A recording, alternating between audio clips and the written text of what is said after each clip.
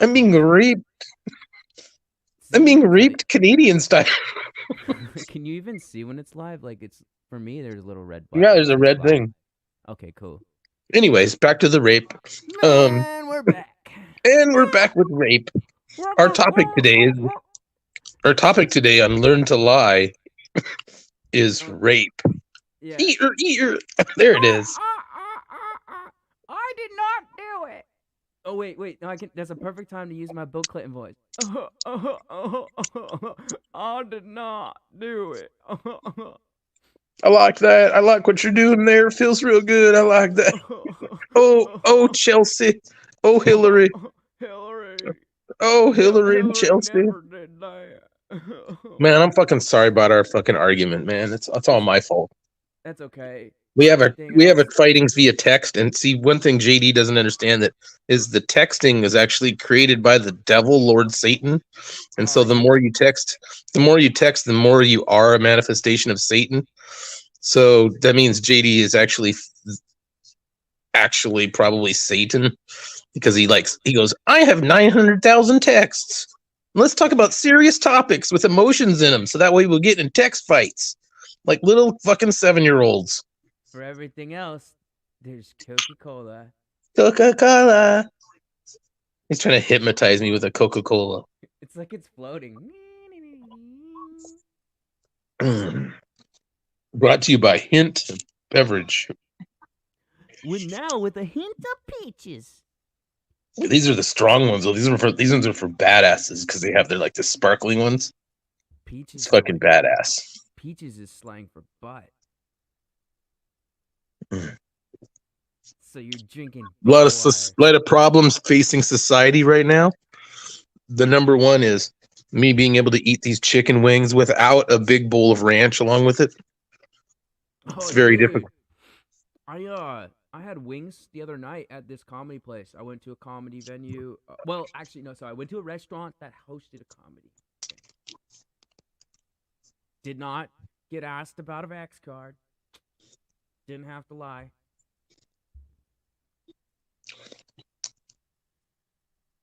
But I performed and people liked my material, which is Huh? good. My jokes, like learning how to write jokes is not like and then like learning like, oh, there's like technique to writing a joke. You can't just go up, well, you can technically and just say gibberish, but if you actually want to like be a real person that can tell jokes, you gotta like figure out, oh, I see.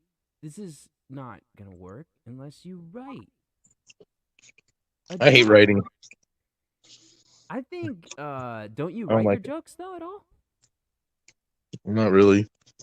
I write them down, but I don't go. Let me cross out this word and this and that. Did I send you that little 5 minute thing of Jerry Seinfeld talking about how he goes through it? Yeah, I have his book right here. I've been reading it. He's talking about the Pop Tart joke in the thing I sent. Oh, okay. Yeah, I've seen that before.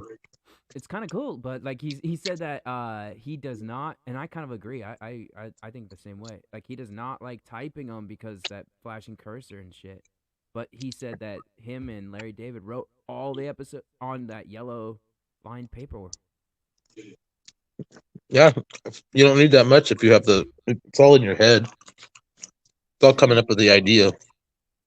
Well, and then like I'm sure like they had someone else to write it out so that the actors would have scripts or whatever. This is what I like. I do like, so I'll write the jokes on cards like this and then line them up. Like, like out like this. And then you can like rearrange them and kind of figure out orders. Okay, read These them out then. Read your jokes then. these aren't all jokes though. Well, They're not. so okay, here's one. You would like this one. It's actually topical for what we were I'll be saying. the judge if I like it or not. Yeah, well, this one, okay. Do you think people that know they're about to be in prison decide to go get ass fucked in advance? So, That's a good question. yeah, I was thinking like, you know you're going to go to prison, so you decide to get a preemptive strike and you just go to the bathhouse and spend some time. And nothing gay about it. Just pure, just to be prepared. Yeah, so at That's a good least line. yeah, it's consensual, and then that way you're prepared. You should add to that. It's not gay. It's just being prepared. Yeah, that's it's that's not. It's preventative care. Exactly. You get it. right. It's not So that's gay. not a It's bad one, prepared. right? No, because you're gonna also have a larger penis in prison, stereotypically. Hey, Because you most, never know. because Maybe. no, you know because they're black there, and they have bigger penises, and they also really like to stretch over little pink white buttholes. I went to the bathhouse in Seattle, and there were different ethnicities there. I'm It sure there wasn't were. all a bunch of small-dicked white dudes. That's for sure. That's true, I suppose. All right, you ready? You want to hear the next one? So you're getting your ass railed at the No, bathhouse. not me. I didn't get no. You were doing the butt fucking. With one dude, that was like part of my joke. Like how I know I'm not gay is because all the gay stuff I've done. But that's not what these are. This is the okay. Here's the next one.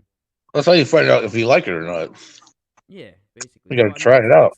that's kind of like it's a joke rooted in reality. But yeah, it's like I realized when I had my dick inside of another dude's ass that I was like, you know what? I'm not gay. It was like Doesn't feel literally, right. I just literally had that thought in my head. I'm like, I'm not gay, but it's funny because I'm I'd be also like, well, I admit this is gay, what I'm doing. But I mean, it's not yeah, me, dude. It's like if you're trying heroin, you're like, are you a heroin addict or are you just a guy trying heroin?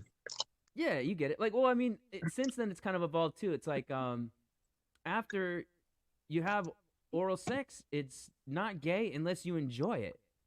Actually, Louis C.K. in his new special has a joke like that. He said a guy drove up in a van and he said, hey, get in the van.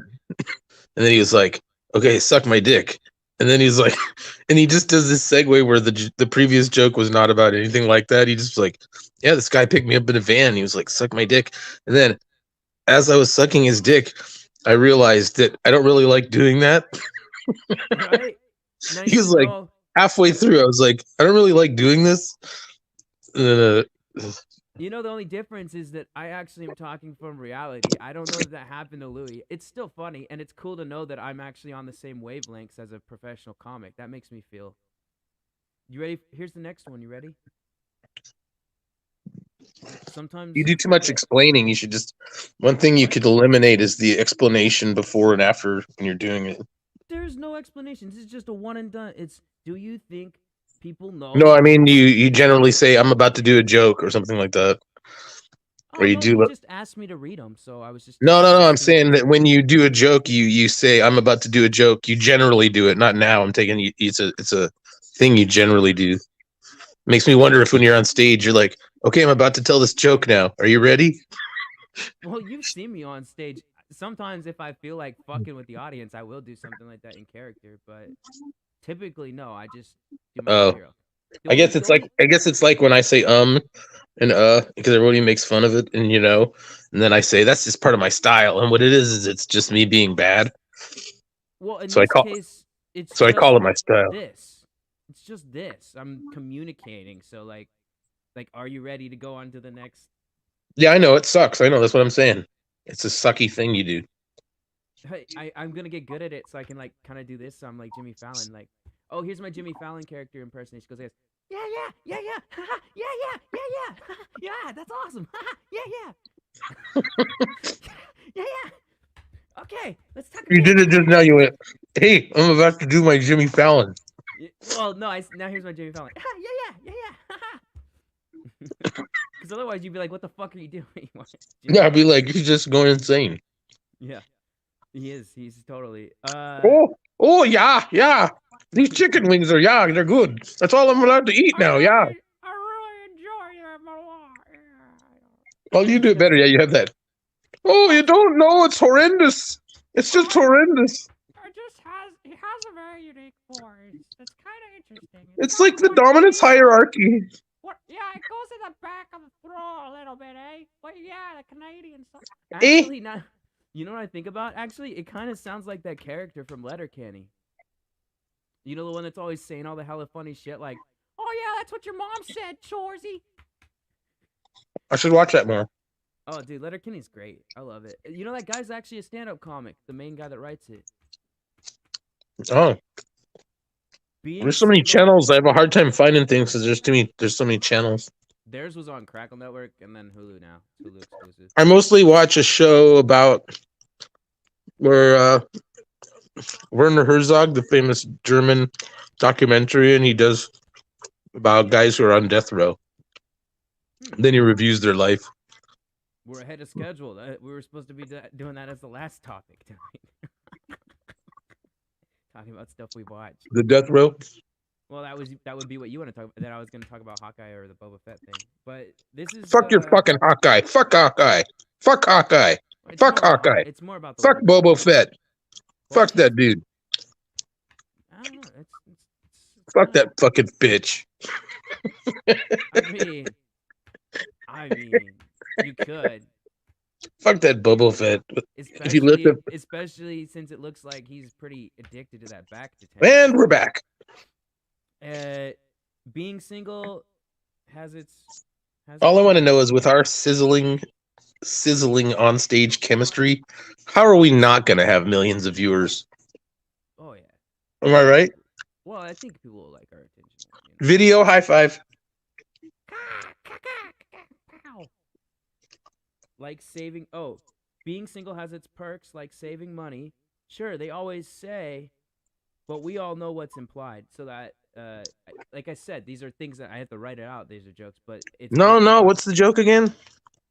It's so that it's the premise is about being single. No, I want to hear the joke. Well, not the talky about the jokey. Just tell the jokey. The fuck is wrong with you? Fully fleshed out jokes. That's what I was telling you. I write them and then I work on them. What's the idea? So I'm telling you how it works on the note card. So the premise. Well, if you tell me the joke, has its perks. The premise for the material is being single has its perks. Then underneath, so one of them is gonna be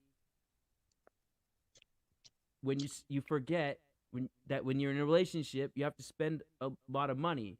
Sure, the girls always say, but we all know it's implied that you have to pay for most of everything, right? And then the other one is it's not always about the women. They always say they don't want money. You mean that part? Yeah, they always say, but it's implied that you have to basically spend more money than you want to. Well, you're supposed to have money, or else because there's no reason for a girl to want you without any money. Yeah, well, yeah, you get the general idea. Then the other, but then unless you have a really long dick. Yeah, I mean, I don't know. Mm-hmm. They're always. It says it's not always about the women, and then this is the next part. This is where the actual thing. It's like take the mess in my room, for example. And then the other night I came home and I was soaking wet. And you peed your bed? No, it was just soaking wet from the rinse. So I was like, oh hey, my pants are on the ground. That's nice. Like I just put on clean pants. I didn't or like dirty. It didn't matter. You have a leak in you have a leaky roof? No, dude, it's been fucking pouring in California. Like fucking pouring, dude. Yeah, but why is it wet inside? You got a hole in your roof? I came home. In fact, that's kind of actually the next one. So this is what this one is. At some point you get so wet, like when you're out in the rain, that you just like fuck it. You just keep getting wet. You just like fuck it. You just keep getting wet. It's like throw those out. Those are shit. What? I'm saying my Seattle survival skills kicked in. Oh, that's a shit. Those are shit. I don't know. You know what sucks about a joke is when you think of an idea and then you go, someone else has to go, hey, you know your idea that came from your heart inside where everything is pure, it's from your soul. Yeah, that's shit. But what did I tell you? These are not. I know they're kernels of tiny bit. They're little dingleberries. I mean, look, Jerry Seinfeld in that 5 minutes is explaining, and if you pay attention, he say that when he started everything, he literally just started with something that sounded funny. He likes the way it sounds when he says Pop-Tart. Sure. So he's like, I'm gonna write something about Pop-Tart because Pop-Tart's funny to me to say. Yeah, you got his book. See. You know what this is? You know why it's good? Looks like a book by Seinfeld. She? You know why this book is good? I don't know. She does it kind of Because it's not a book. It's like it's like a book of bits. It's all of bits. So there's no like he didn't tell a story. You know how books when you open them they have like and then there's a bunch of words and they distract and you're like, oh God, I can't read this shit. You know, because it's like this is more like a list of jokes. Well, one of Letterman's books is literally just all a whole shit ton. Like literally, basically the entire thing is all top 10. Like You know why that's good? Because when you write a book, that means you don't really have to do anything.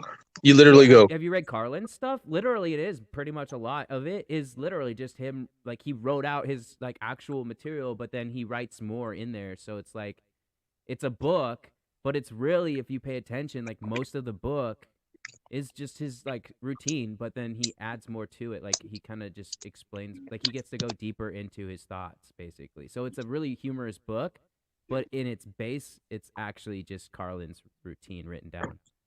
Like when's Jesus bringing the pork chops is a great fucking book, but if you pay attention, it's like, oh, this is pretty much all. All right, okay. 95 album or whatever. Sound like you fucking sound smart now. I mean, I like that. That's one of the only Carlin books I read, though. I know he has a bunch, but I've only read that one. I gotta play that clip. I gotta play that clip of George Carlin on Charlie Rose. So this one wouldn't make any sense to you though, so I can't read this. I mean, I could read it, but I don't think you would get it because you don't know who Kate. That's okay. I can still shit on it, so that's always fun. Well, I can always say that it sucks. So because you suck. The other night, I was at this place called Accidental Chaos. It's a venue in LA.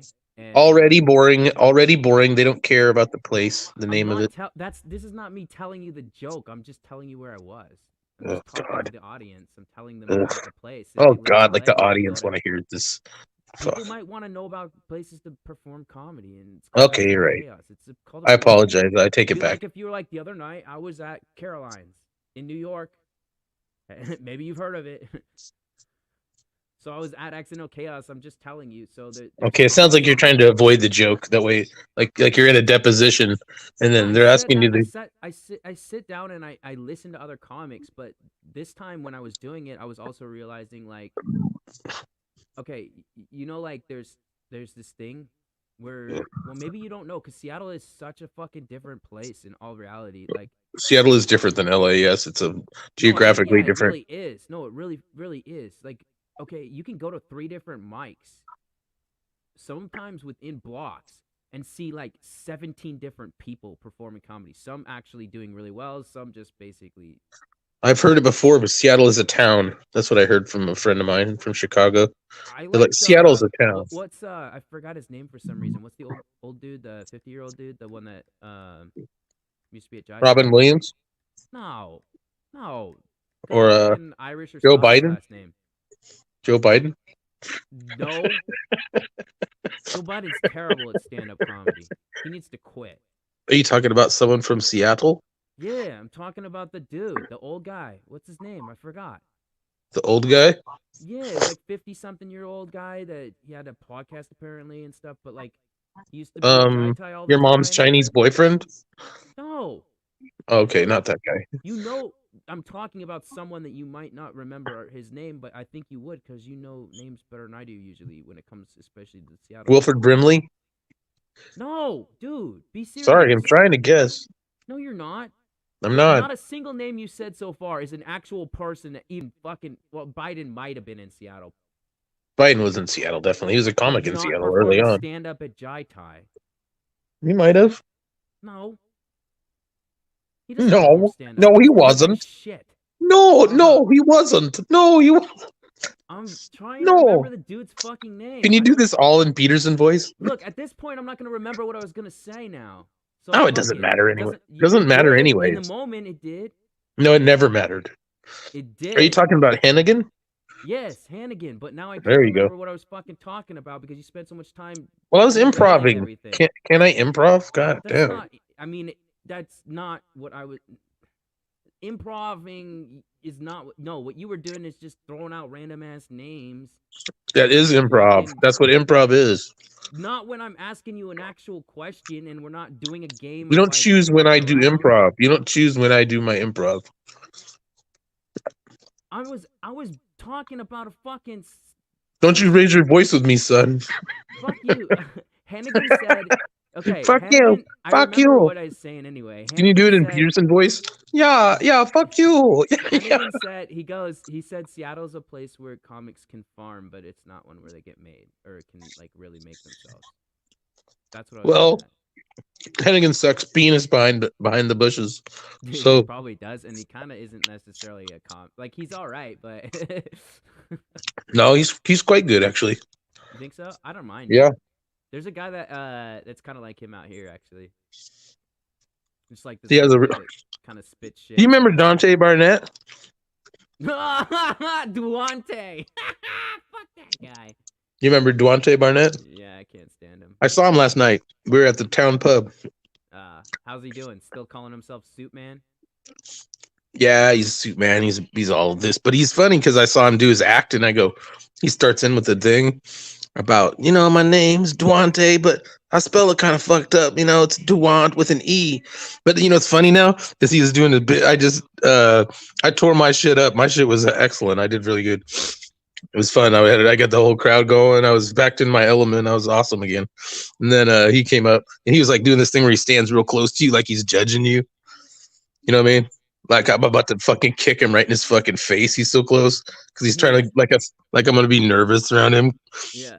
He's a little bitch. I seen him before. One time he said, "Don't say something about," and then I was next to him, and then I just looked at him. I turned my body, and I was like what? What you fucking gonna do?" And then he immediately backed down because he thought he's like all big, so he thinks everyone there is scared of him. And I was like, Because he's black. "We'll go down right now, you fat fuck." But anyway, Yeah. so he got up on stage and he was saying he does this act because he does this part where he says he's found out he's 60% white and then he's really an angry white man, not an angry black man. It's a reasonably funny bit. It's not bad. But what was funny now, his accent when he talks, he's like fucking Bernie Mac now. Everything is like I can see this that. motherfucker. And I go, fucking Dante Barnett, he's fucking 138% black now. Like he's turned his act into just like this motherfucker. He's like screaming. We're outside to smoke, and then I was outside smoking, and it's like 100 feet away with the door. And I was like, we were like, God damn, it's louder out here. He's just like blowing the ears off of motherfuckers. It'd be funny. He's saying like how he found out he's more an angry white person now, and then he pulls out a fucking Klan hood and puts it on, like a big old fucking Klan hood, just like. What's funny is he commands the stage. He doesn't ever write any new jokes, but he kind of evolved his material a little bit. It's like he changed parts of it, and you can tell he's done it 1,000 times.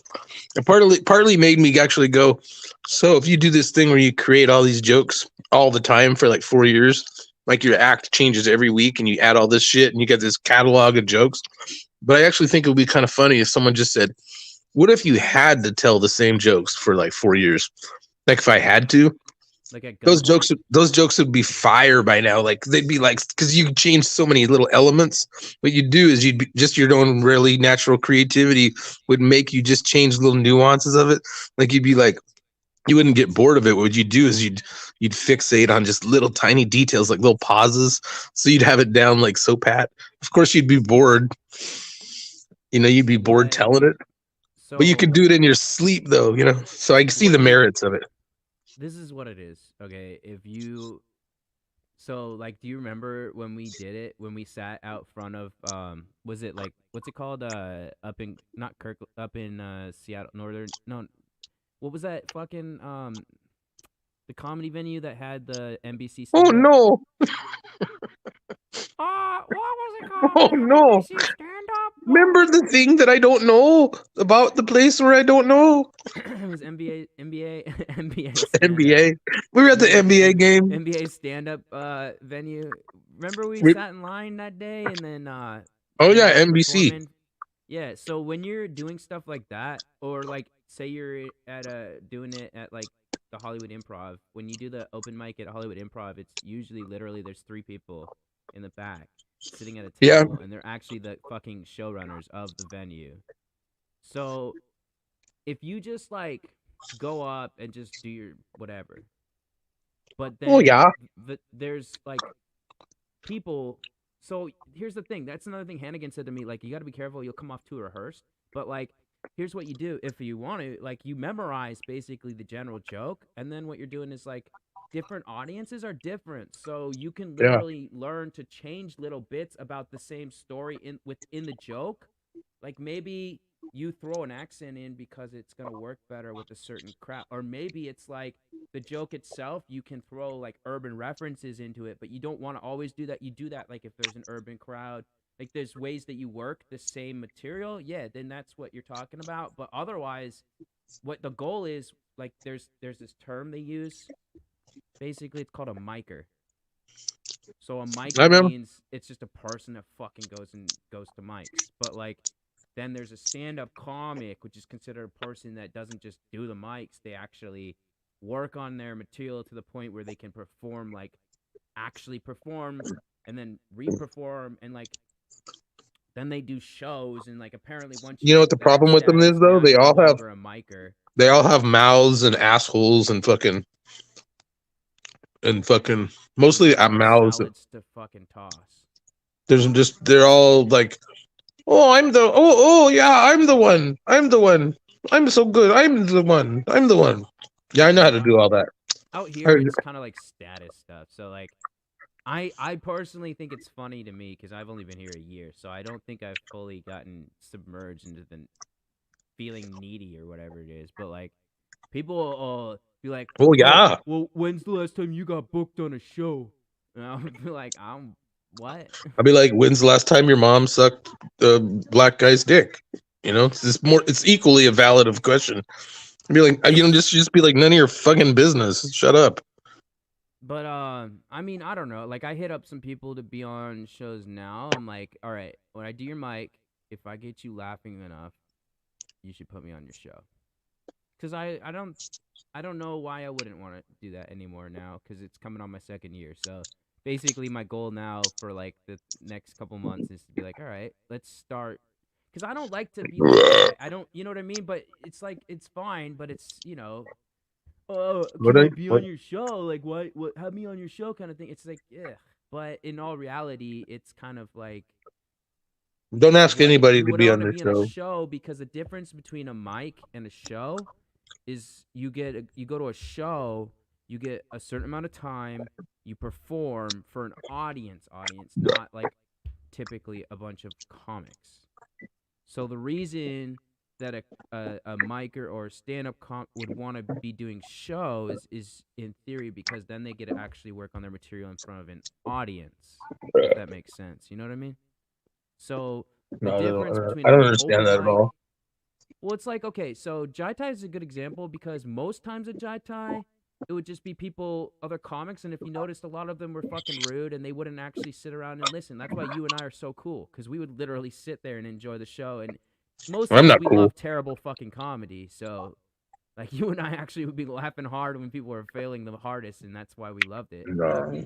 I mean, not to speak for you, but I personally, that's one of my favorite things about, like, I just fucking laugh in my. Most people don't do that, I guess, but You like you the know, organic grassroots type shit. yeah. But then like You know, you I keep think it just real. like I don't know, fucking what's any of the clubs in Seattle, like even Comedy Underground, like they have shows, right? So when you do a show, it's like, oh, this is an audience, right? So then that's, you know what I mean? Yeah. That's the only real differentiation. And then otherwise it's like, okay, if you know that there's people in the audience that are literally like casting for Yeah. anything, then that's when you want to basically pull out your best jokes essentially. So then Oh shit! I can't that's eat this. This is a lime. I never made it because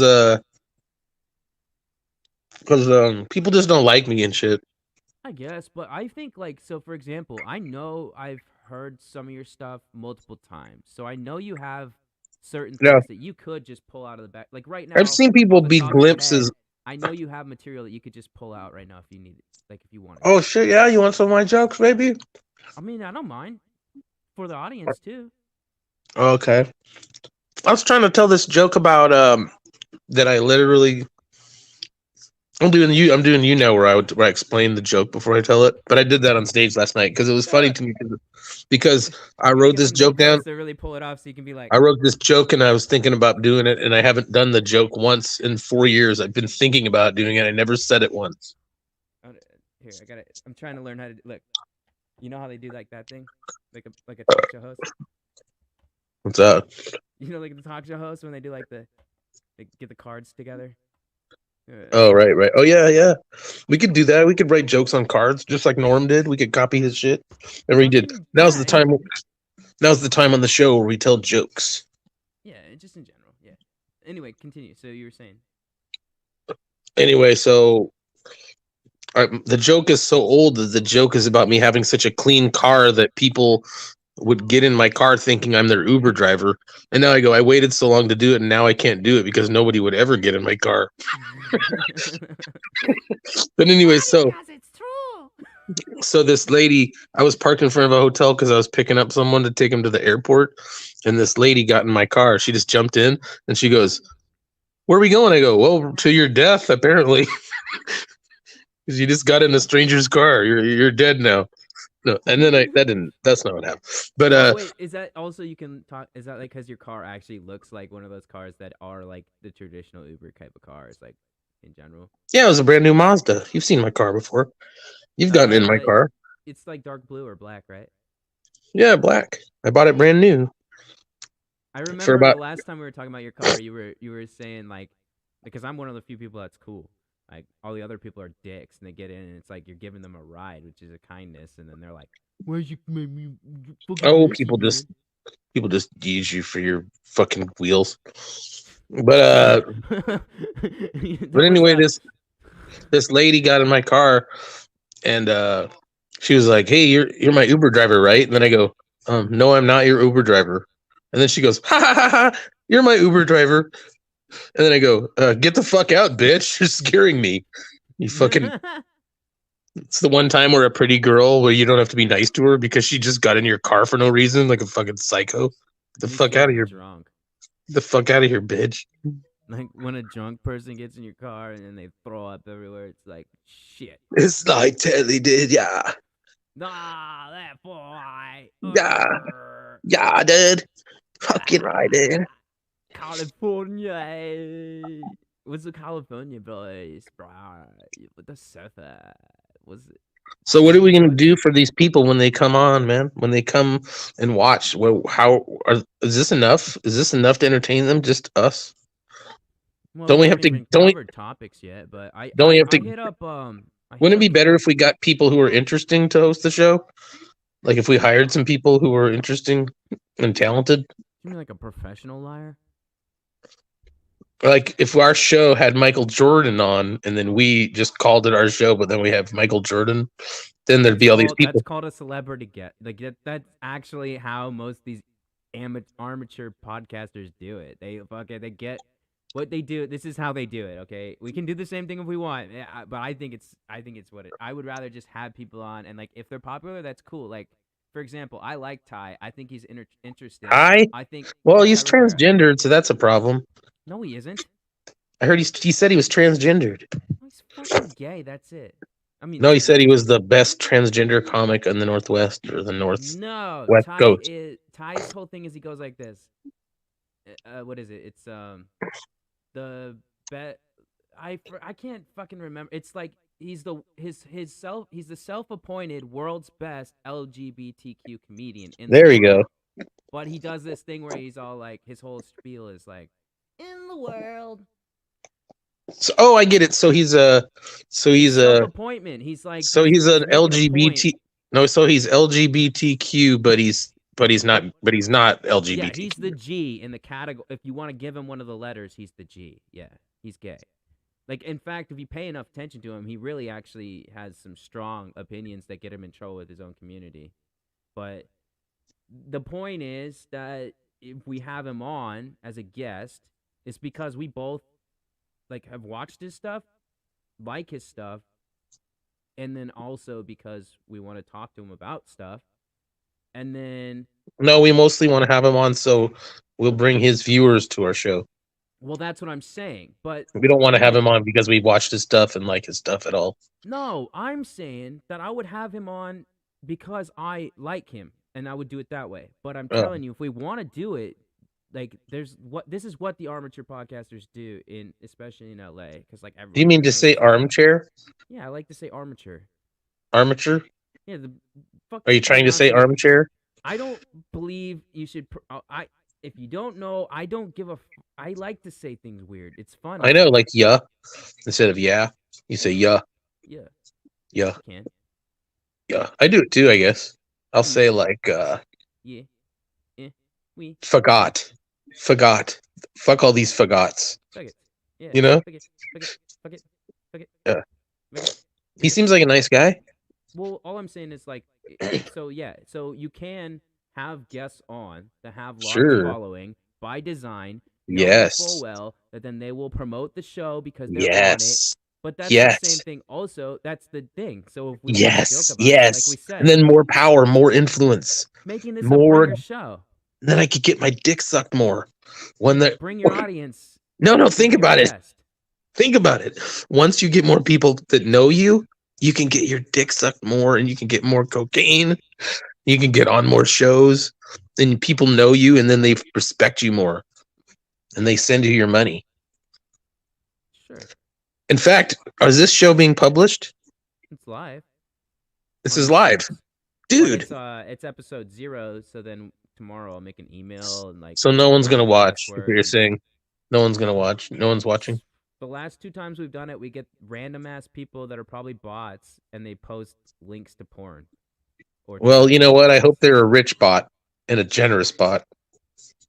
I don't know. I don't pay attention. Did I tell you the joke about where I was? Stage. Did I tell you the joke about I was real lonely and I started talking to a bot on Facebook? Sounds like a decent premise. Yeah, this lady was started talking to me and then she was talking like a caveman. You know, me like you. The English was really bad. Yeah, so I was like, that's how bots talk. They go, "Hey, me like you. Would you like picture of me ass?" Yeah. And I was like, "Wow, you sound real. Let's do this. Let's do this, You baby." didn't know, but it was actually like a fucking Down syndrome slash fucking No, it was a bot. It was just a brain robot. damage. Right, but that's Oh, still right. funny to think like the way that's also how Down syndrome brain damage people might speak. It was funny because she goes, "Me like you," and I go, "Me no like girl talk like caveman." And then, Yeah. and then what's funny was I was like, I kept talking and we were talking back and forth. It was just funny. It went on very long because I realized I'm just lonely. I was just like, I know you're not even a person, but you know, at least you're talking to me. So it's very strange because you're talking and you're like, there's not even a human being there. And I go, oh fuck, does it even really make a difference? It's just someone who listens to you fucking yammering. Yeah, So- it's the future, you know. That's what it is. So, anyways, that's what you serve. That's your purpose. You're not really a person. You're just someone who listens to me run my mouth. I'm an amalgamation. I will say though, every time I told that, though, people laugh at that line of the caveman. Me no like girl talk like caveman. Yeah, it's funny. My shit was not like that, but it's the same premise. Mine was why is it Yeah. every time I meet these girls, then the first thing they want me to do is go to their webcam service and give them a 5-star review? Why would I be interested in someone that's so terrible at their job? Oh, they can't get the. Yeah, because review. the bot's trying to get you to sign The up bot. and go to this page. Hey, you sound to like give Jordan them your Peterson. credit card info. And then I went on, and there was lots of bots. There was so many bots. I was trying to find a little boy, and I couldn't find a little boy, so I ended up looking at many of the bots. Oh, the bots. OJ Simpson here. There's your Twitter universe. This is OJ Simpson. This is my OJ Simpson. OJ Simpson here. That's your OJ Simpson. Yeah, have you ever seen him on Twitter? He's pretty funny.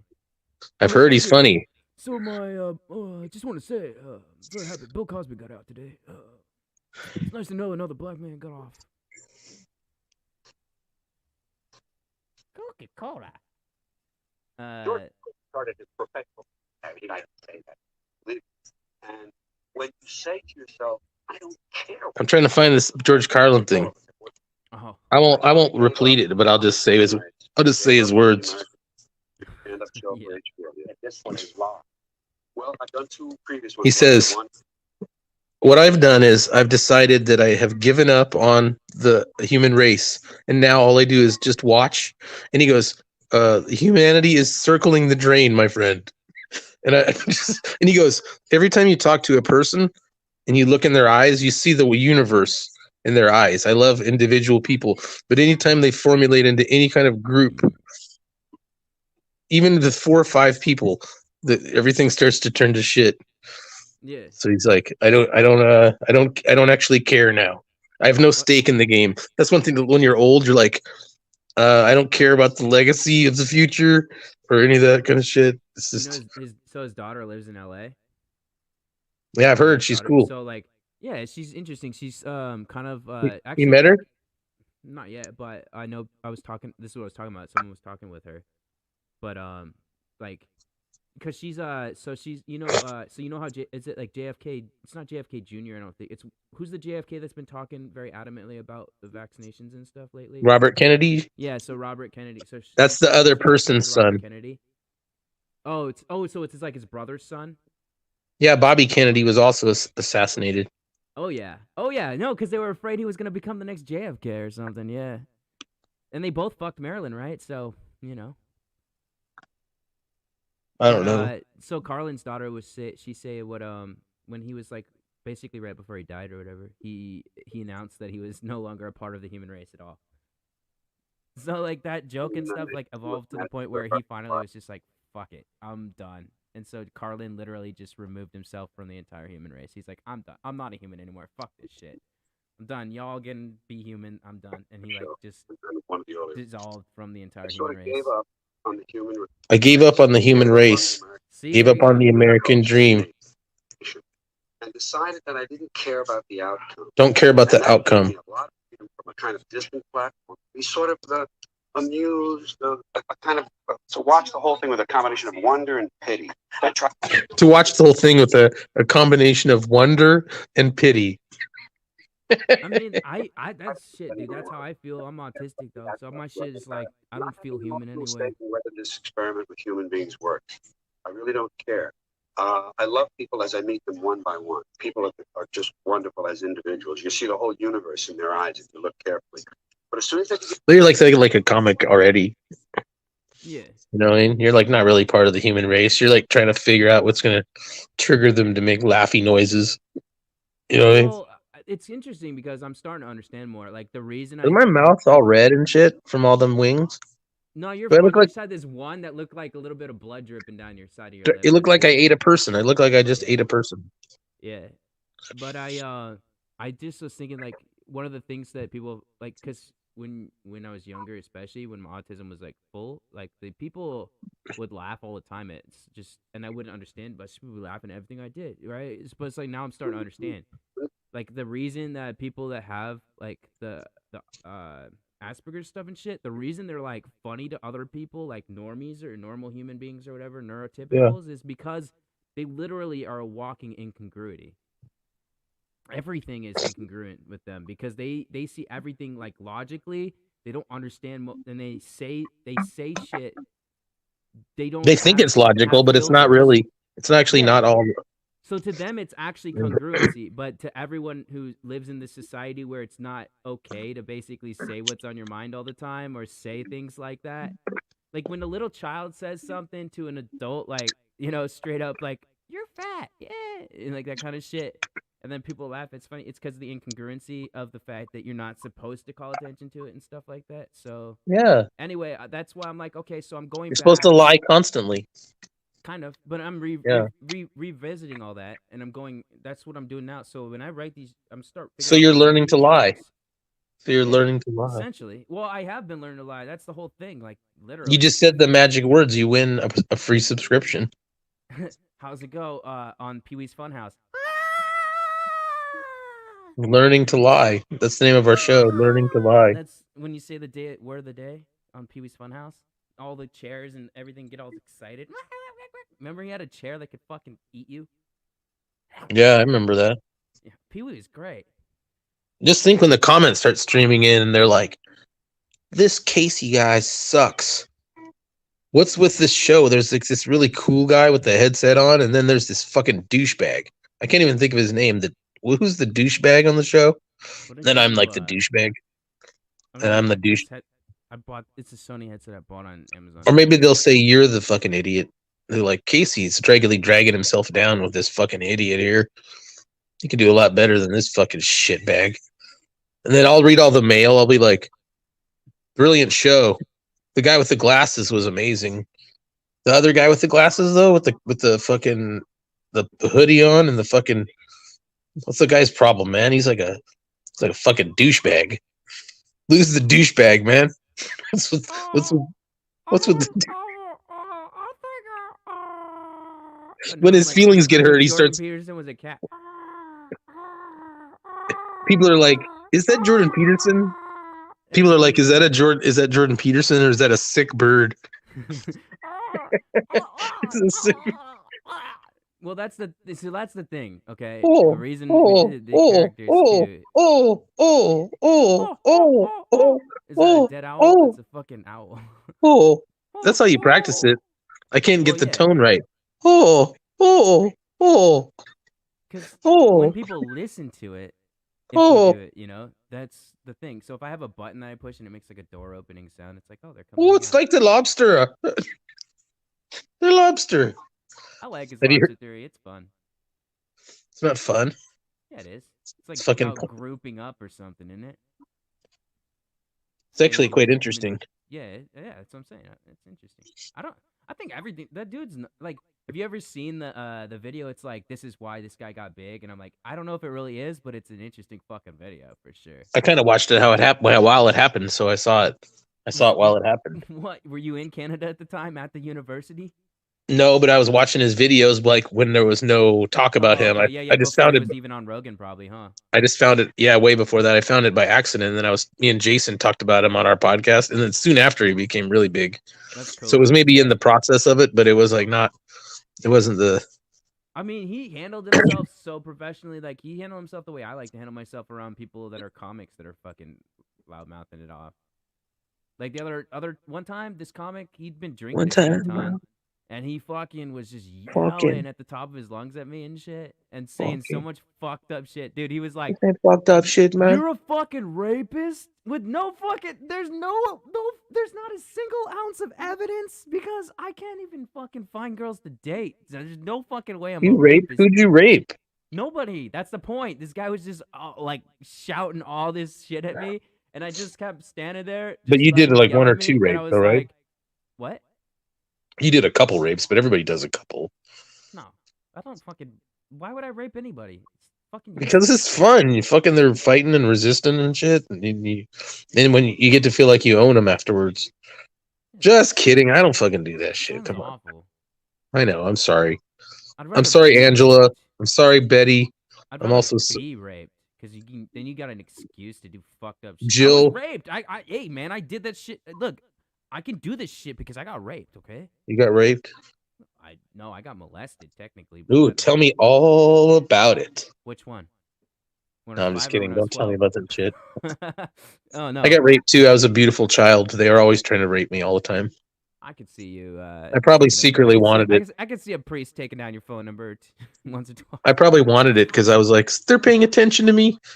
Will this make you like? That's yeah. Will this make you like me if I suck on your penis? Is this good? My mom doesn't pay attention to me, so if I suck your dick, will that make you love me? Will you be my mommy? Jeez, that's terrible, but and I'm only laughing because it's true and painful. Yeah, logic. I mean, logic dictates that obviously that works, right? Because I don't feel like crying, so laughing is easier and better. Just so you know, folks, if you hear random explosions in the background, it's only the Mexicans in Koreatown shooting off fireworks for the happy holiday. Oh, you hear them? You hear it going on? Dude, all night so far. It started. I haven't heard it through your microphones yet. Oh, okay. Yeah, it's like. I was walking to the. This show is going to be so big. Think of all the people who are going to want to come on here and just watch us talk about bullshit. It's going to be fucking cool. I gave the full blown pitch to Kenny. He left me on scene. I told you, he's mad at me. He's mad at you? Yeah. People are always mad at you. 'Cause, oh yeah, whatever. I don't care. Fuck them. They're always mad at you. People are always mad at me too. That's why we're the only ones left. Well, like, You know, I mean, here's the thing, okay? The reason why is because you and I are we're bad capable of people. staying.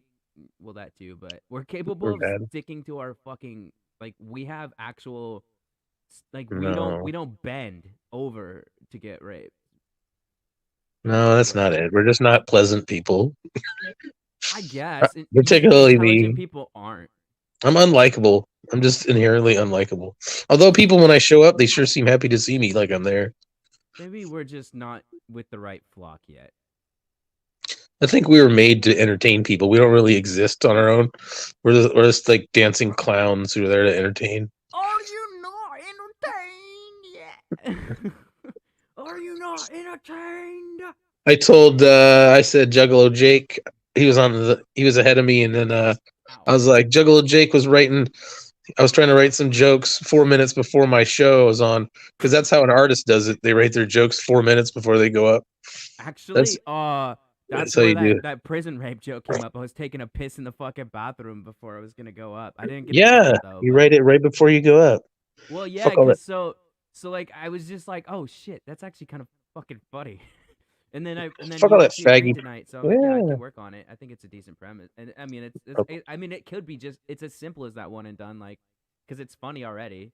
But I like the idea of. I had a joke similar to that. I had a joke About similar to that with preemptive ass sex. no similar, but not exactly. But it was about I wonder if before you go to prison, they let you go to your house and pick up a few things. Like I need to go by my house and get my my soap glove. You know, it's like a glove that has very strong grip, so you won't lose the soap. I can't So I need remember to who the comic was, but that just reminded me of a joke. If you want to hear it, that's pretty funny. No, I don't want to hear it. You didn't like my joke, so you can go fuck off. I You heard can go it. fuck I yourself. didn't necessarily not like it. I just didn't understand it. I don't know what a Yeah, fucking so I need soap to go by glove my is. house and pick up my soap glove. Yeah, It's a I don't know what the glove. fuck a glove. It's a with, like, glove that soap? holds your soap very tightly in you, so you won't slip out of your hand. It's a grippable It's a soap glove. Soap glove. Maybe yeah. a soap vice. A soap vice. Something that holds the soap very, very, very tightly. Yeah. Because it's very important when you go to prison not to drop the soap. Right. Because if you drop the soap, they fuck your butthole. Yeah. Which is So why I thought of the other comic's joke, because the comic is funny. Yeah, 'cause but they just- fuck that guy. That guy Why? sucks. They just literally said. I don't like as other if comics dropping doing soap nothing is like gonna that. Stop somebody from fucking you. It will stop because you cannot fuck someone's ass unless they drop the soap. The It's soap like gives fucking rule apparently in prison. Yeah. yes, because the soap is the excuse. You're like, his asshole was just right there glistening, and he's in the shower, so there's already lubricant. And so it's a tradition. It's not based on reality. It's just a prison tradition. Yeah. You drop the soap. Like, I have a very high libido, but never. Are you like in my not life- are you not a sodomy traditionalist? Is that what you're trying to say? You don't Yeah, believe I've in never been- traditions? like a majority of my life, I've never been like most dudes. I don't really care about the ass like that. And I mean, I think an ass is attractive or whatever, kind of, but like, it's fucking. Why would it's where shit comes out of. It's and like the concept of having ass sex is stupid to me, because it's like, what the fuck? So you A lot of people are like that. like, to me, A lot of people are like already that. like I've always thought of it this way. The only reason people enjoy it is dominance issues. I Maybe just yeah. think about dogs when I fucking think about. Well, you ass should sex. be I just think careful about because you don't. animals, like an Well, you animal shouldn't. wants to get up on another animal. Well, so you it should fucking actually does be that shit. careful.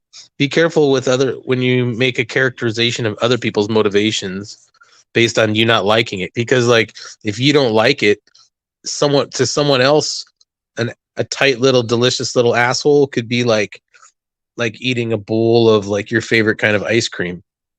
No. So then the whole so it's like saying I don't like this, and then so anyone who likes it must be stupid. I go, no, they're just No, They're just I don't different. mind. I don't mind putting things in asshole. Like a butt plug makes sense. Dude, fucking that's finger makes disgusting. Jesus sense, Christ. fucking- Jesus. There's a prostate in there for like that shit makes sense. All It's right, a now you've gone too sphincter. far. That's fucking disgusting. But This guy's clearly a sodomite here. specifically the act of having Ugh. sex in someone's asshole. You sound like you like it. You're really into it.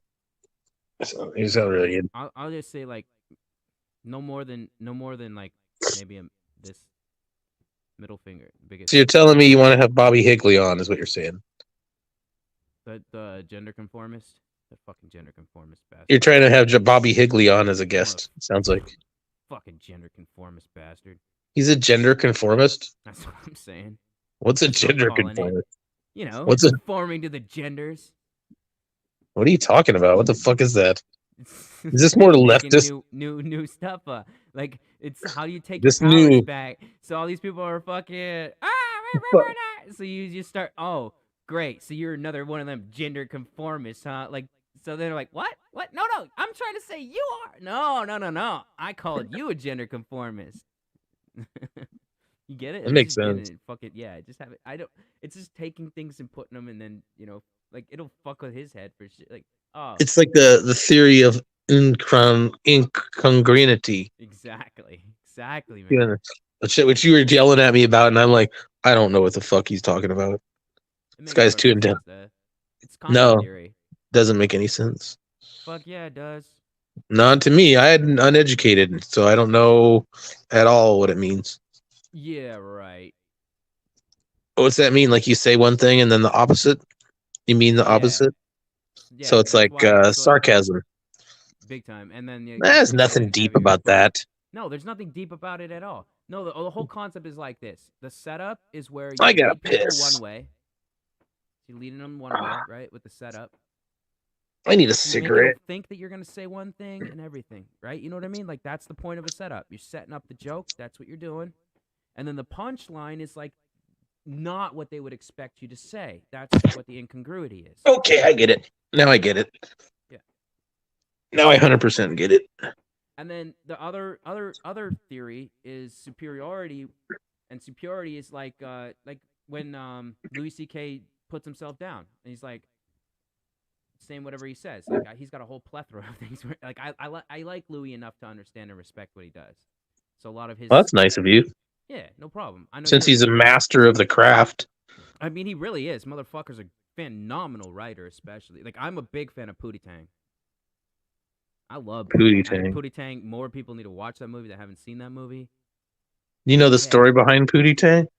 I think it wasn't it actually initially a sketch for one of the shows he was writing for? Yeah. Was it Actually, Chris Rock show or something maybe? yes.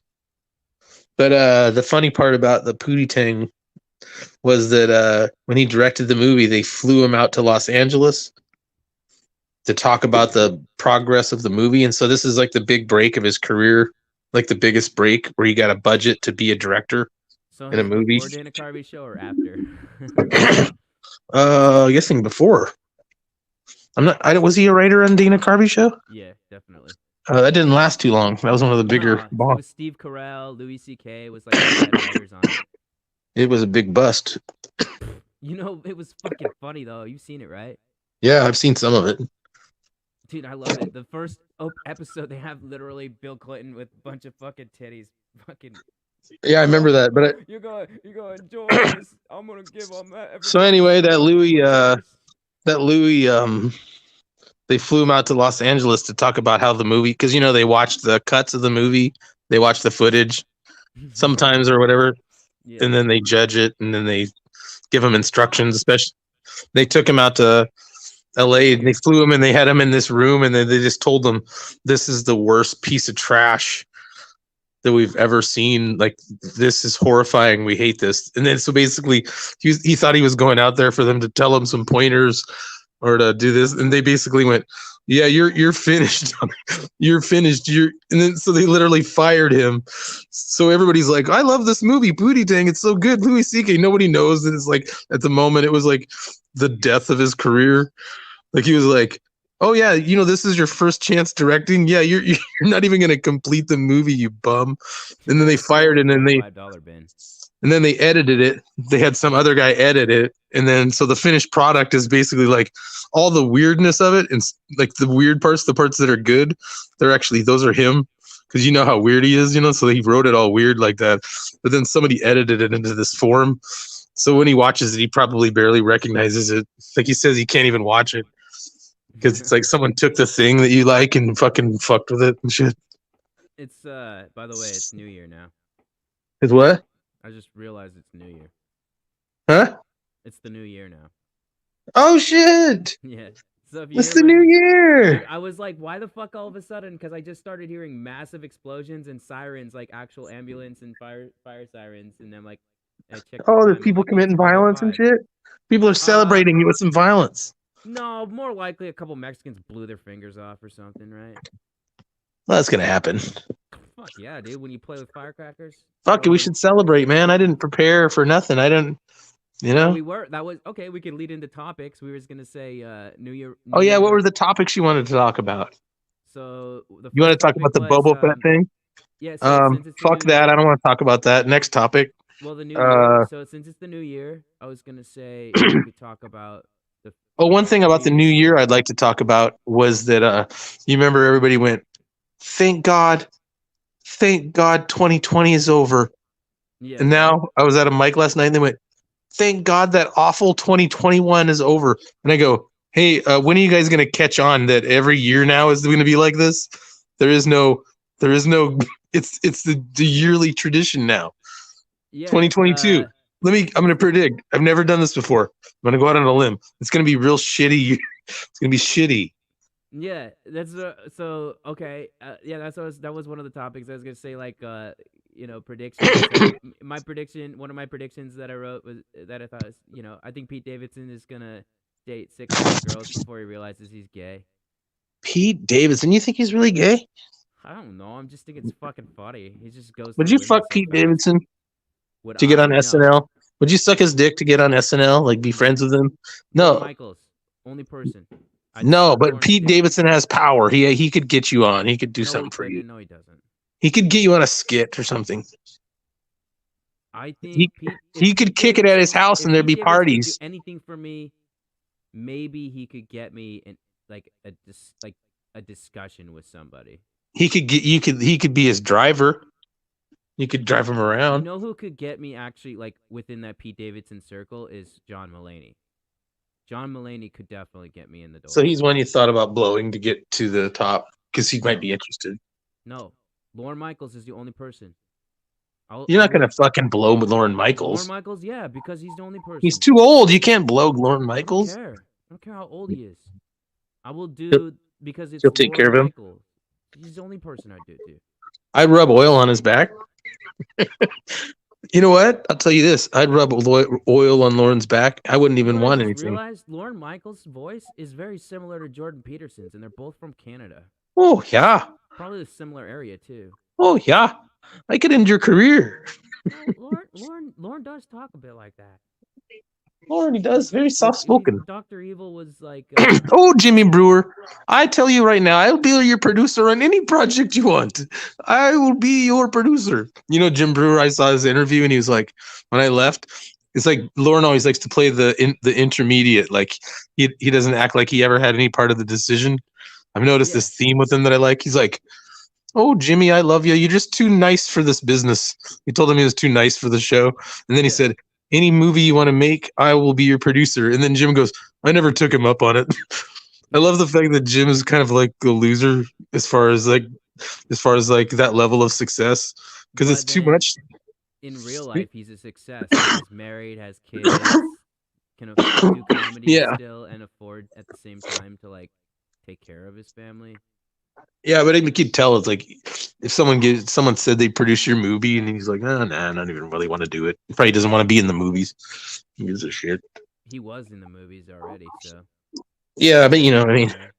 I don't know. Like realistically, like I don't know. I think Jim Brewer. I don't know that he's really like. I mean, the movies he's been in, he was good in them and stuff, but I've never seen him capable of like. Kind of like Norm, right? So Norm's great, but I've never like Yeah, they're not Arnold would interested in never have been acting. like a movie where he could just like okay, so like Chevy Chase is a great example. You have a movie where like what's it called? Chevy. Is it Hit? No, Hutch. What's the movie about Fletch? The movie Fletch. Is it Yeah, kind Fletch? of. It was a The one bomb, where but it Chevy was. Chase plays like a detective kind of dude and he does all the different costumes and stuff. Yeah. Is it Fletch? The one yeah, you know what I'm Yes, talking it about? is. It is Yeah, Fletch. so he's the Quit star and he's the fucking main around, dude. character. Quit It's a fucking great around. movie. What? It disappeared. I don't know. He disappeared. Probably had to take a piss or something. Happy New Year's, right? Nah, fucking 2022, huh?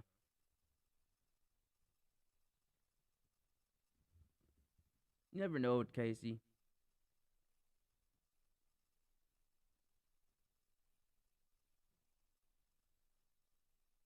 Huh.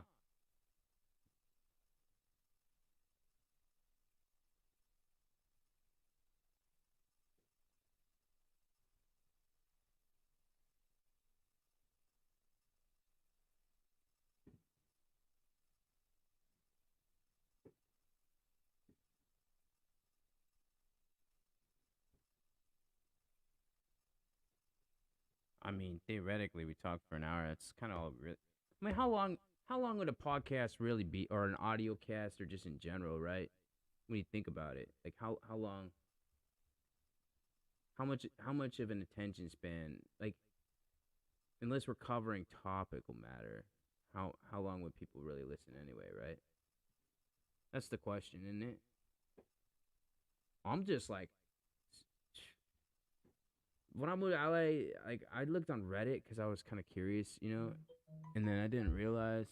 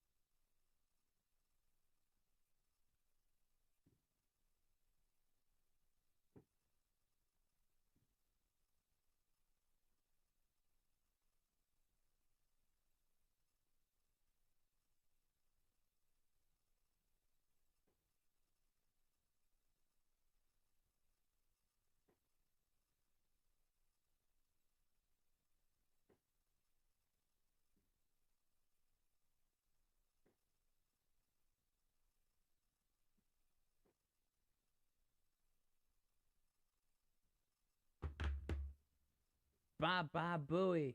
Oh, I had it on full screen so it doesn't always show. Fuck you. No, fuck me. I'm the one who got disconnected. There's so many Apologize. fireworks going off. I sound like I'm in a war zone again. Out. Hell yeah, I got some going on out here. Oh, that's awesome. Yesterday I was driving to the open mic, and on the 405, I was driving, and then on the right hand side there was like explosion, and it was like fireworks coming up over the side of the freeway, and it was fucking freaked me out because it was too close. I thought it was like a terrorist attack.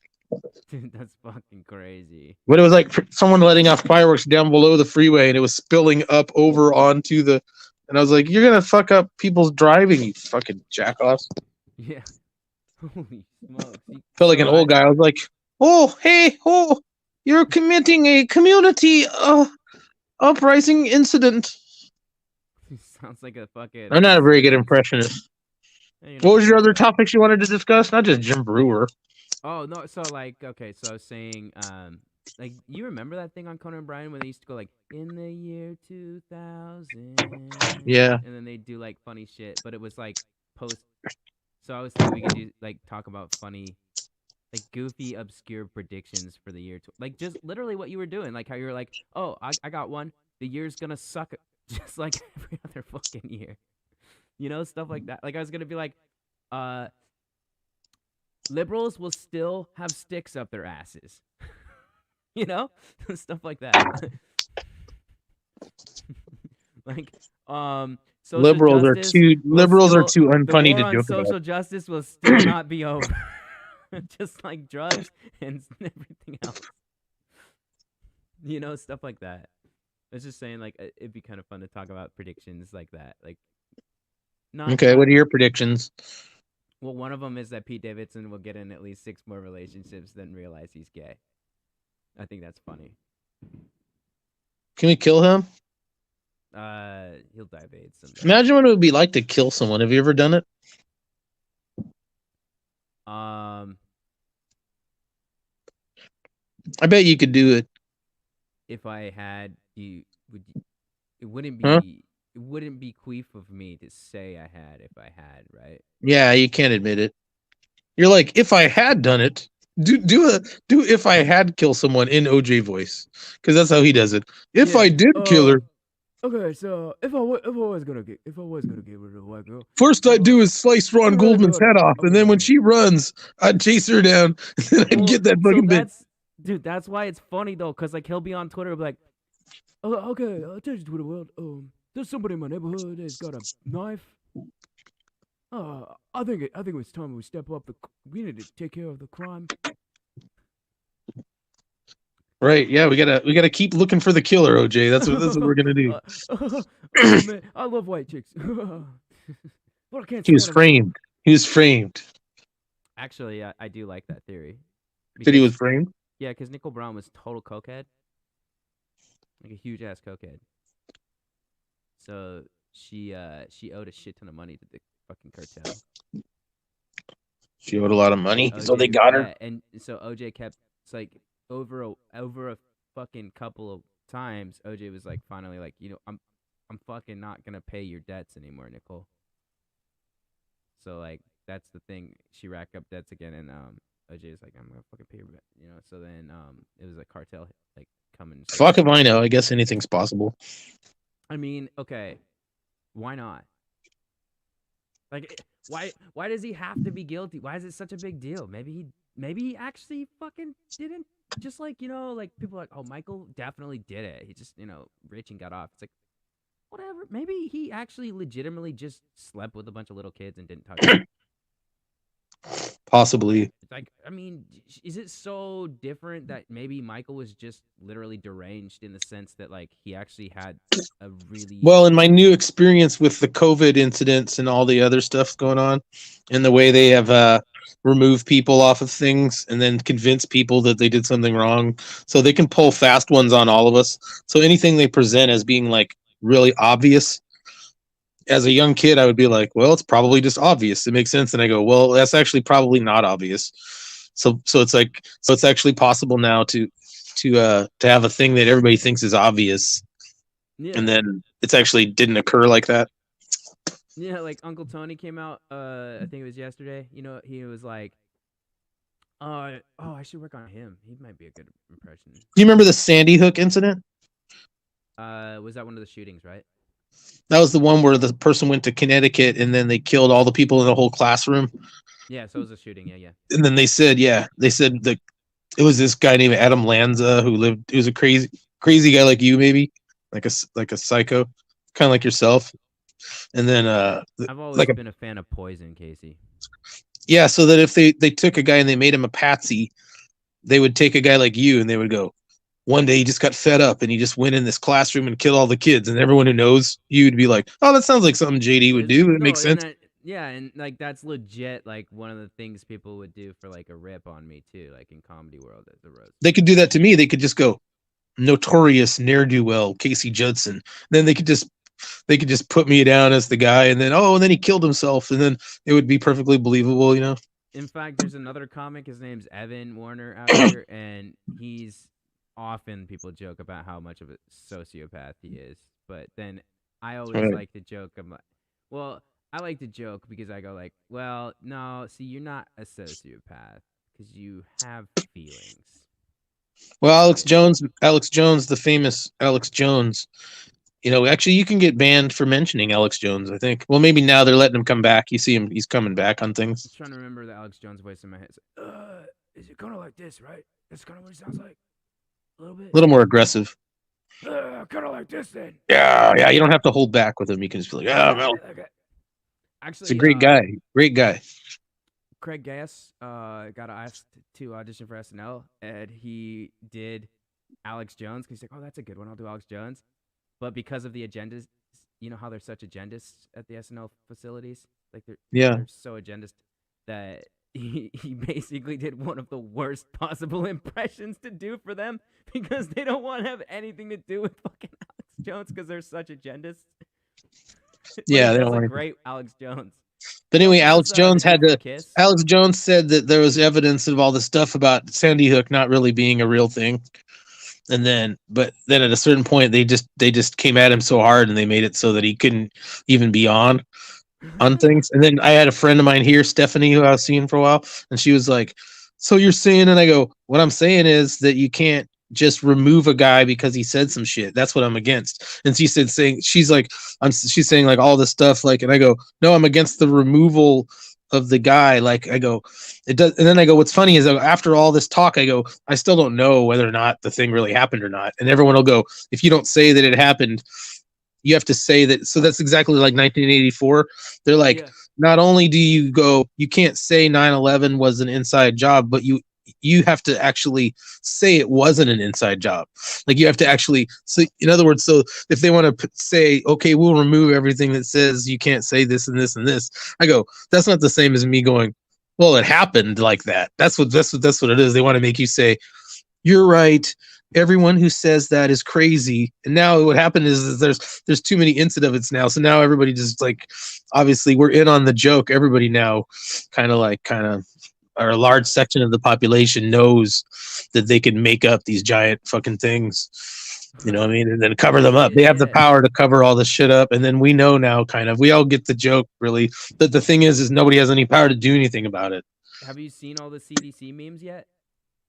No. Like the CDC jokes? Okay, so there's like the last 2 days, there's been this huge movement and it's super hilarious. So basically, here's how it goes. You said the intro is, you go, the CDC now says, and then you just put all sorts of silly shit. So like one of them said, CDC now says COVID will go away if you shake it all about. Or like it'll be like CDC says now turtles are fast, and it's a video of all these turtles like going really fast. Or like it'll be like CDC says now, like, here, I'll look up some of them. I could tell you they're fucking hilarious. Basically, people are starting to be like, fuck the CDC keeps telling us this and then tells us this and then tells us that.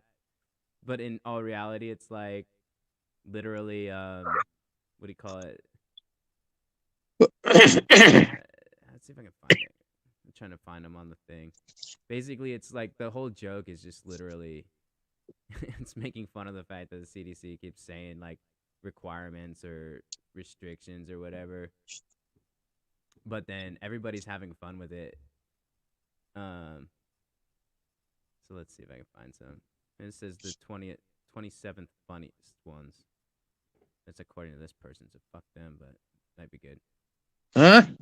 I said it's only according to this person, so fuck them, but maybe it's funny. Oh, here's some. Okay. The CDC said that if your hand is bigger than your face, you have cancer. The CDC now recommends beer before liquor.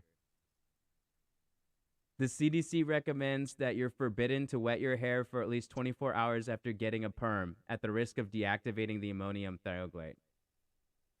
It's just a bunch of random funny ass shit. CDC says it's now okay to urinate in the wind. So you say whatever fucking shit you want to fucking say, but you have to lead in by saying the CDC says. Oh, my favorite one for me was that I think I said it at the end of last year, was that CDC actually came out with a data report over like how everybody died. So the list of all the ways people die, and they categorized them, and they said there was a 7% decrease in suicides. And I go, they never give credit. We as comedians never give credit to other people for writing good jokes. And I go, I just wanted to say, good one, CDC. Yes, there's been a 7% decrease in suicides. Very funny. And then what was funny was in the data there was a 7% decrease of what they categorize as suicides, Yeah, but right. there was a 24% increase in drug overdoses. So I go, yeah, there was a decrease in suicide, unless you count the funnest way to kill yourself, the funnest and most popular. So no, that's actually really interesting propaganda, because if Illy. you just categorize all drug overdoses as suicides, Yeah. because if you have a bunch of people in despair and you say there's 24% more in an entire year, I guarantee you, I mean, I don't know what percentage of those are suicides, but generally drug overdoses are kind of related to suicide. In fact, you could argue that almost all of them are suicides. You know what I mean? Like, even if they're accidental, basically someone who's doing drugs to the degree that they're going to overdose, they're kind of like, it's like an accident. It's like a subconscious suicide. Well, It's like in a if I have way, yeah. chicken If wings. they're using it as an escape, yeah. But Yeah, if like they're if I just have partying chicken to wings. excess, it's kind of like what do you call it? Casualty of war. Sure, like if I eat It's like chicken the wings war every on day, anti-fun. if I eat chicken wings every day for like 2.5 years, if I die, they should probably just call that a suicide. You know what I mean? Suicide by chicken. Yeah, maybe. Yeah. This one Or says else, what's the? CDC says it's okay. It's okay to use a hairdryer while taking a bath.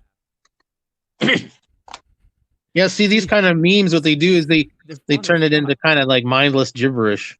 No, dude, every single one of these is pretty fucking funny so far. They're great. Like, I think it's hilarious that people are catching on and they're having fun with it because it helps our narrative, like, or at least people like from the perspective of like how we've been saying, like you just said, like the CDC is fucking stupid, the way that they do their shit. Like this one, CDC says your tongue will not get stuck if you lick a frozen pole. Go try it. I think it's hilarious. Like they've been popping off. Some of them are more like clever than others, but CDC said just wear jeans and a cute top. CD said y'all can start tipping 20% too. So basically, it's like people now are just having fun with it because of the fact that the CDC came out the other day and literally said, like, basically backlogged on some shit that they said. I'm gonna laugh when they start putting jokes like these on SNL. Oh, did they already rip all that stuff? I mean, fucking Weekend Update, as soon as if it was on right now, would be doing that type of stuff. They'd be calling about it. Like that's literally. I mean, That's SNL in interesting because general, you gotta understand how like they're creative, but they're not. they kind of It's push that stuff. They kind of push that stuff forward by not actively denying it. So then, when the point when the public gets so that we kind of all, it's like an in joke, then they'll start to act like they were against it the whole time. It's a clever trick that people can do. They can say they were the anti-social justice warrior agenda when it becomes really unpopular, and they can say they were like that. I was at a comic show the other day. Some new comic, he was like, I'm sick and tired of these leftists. They've gone too far, man. It's not like the old days. We used to be concerned about social justice, but now they've gone too far. But then he goes, anyway, I moved in my neighborhood and I found out there was a bunch of Trump supporters in my neighborhood. And I go, well, if you're anti-leftist, you should be anti the sort of like demonizing of Trump supporters. So you can't say like I'm not like one of those, but yet I have the same views as the other. It's like a weird mind trick. You can say like, well I'm not one of look no them. further than like literally every motherfucking blue checker on Twitter. Like these people literally will just flip switches like left and right. They don't the one and the same thing with like the Twitter thoughts and like or I mean the fucking Twitch thoughts or just these girls that are on OnlyFans and shit that make all this money, but so they'll be preaching like, oh, we need to fucking tax to 1%, but then they make $1 million off their fucking body, and then all of a sudden now they're like, you know what? We need to adjust the no, this isn't right. As soon as Yeah. they fucking make all this money, suddenly they're like, oh, well, actually, wait 1 second. You know, like maybe we should. Yeah, Let's so go it's like a let's circle nothing. back to that because I'm It's doing like a okay nothing now. about nothing. Yeah, it's what it is just all this, right? East Coaster style. It's a lot of fucking this. These people are addicted to the endorphin rush. That's the whole point. It's already come out there. It's literally out there. Facebook, like employees. What was it? The latest one was, I think, Instagram or Facebook employee that outed it. Like, they're like, look, it's all designed literally. Like, they used slot machine methods to figure out what's addictive. Like, people are not that difficult to understand. That's why comedy theory in reality is very simple to help or make or have people laugh at what you say. You really can simplify it to a point where it actually isn't that difficult. Like, you just literally have to say one thing and then do the opposite or say the opposite or whatever. Yeah, me, I'm even doing it. I'm using a character that's unpopular. So I'm using unpopularity as the even that is like a shtick. Even that's like a shtick. Yeah. A shtick. So that's like an even more extreme. Do more extreme. So did you see? So Fauci, check this out. What Fauci said the other day, he goes, "This is what he said. This is Uncle Tony's newest thing." He goes, "So a lot of Uncle Tony. kids, a lot of young kids in the hospitals are sick, but they have COVID, but it's not the reason they're in the hospital. It's not the COVID that's the reason they're there anymore. So they're sick. It's not the COVID, but you know, I don't it's just know. they're literally just doing whatever the fuck they want at this point. And Maybe it will. Maybe it will be a good 2022. You never know. Can you imagine having that kind of power to just tell people shit and then they will start doing it? Like, literally, Think I of was how just thinking sad. about Think that of the how other day sad he must about be.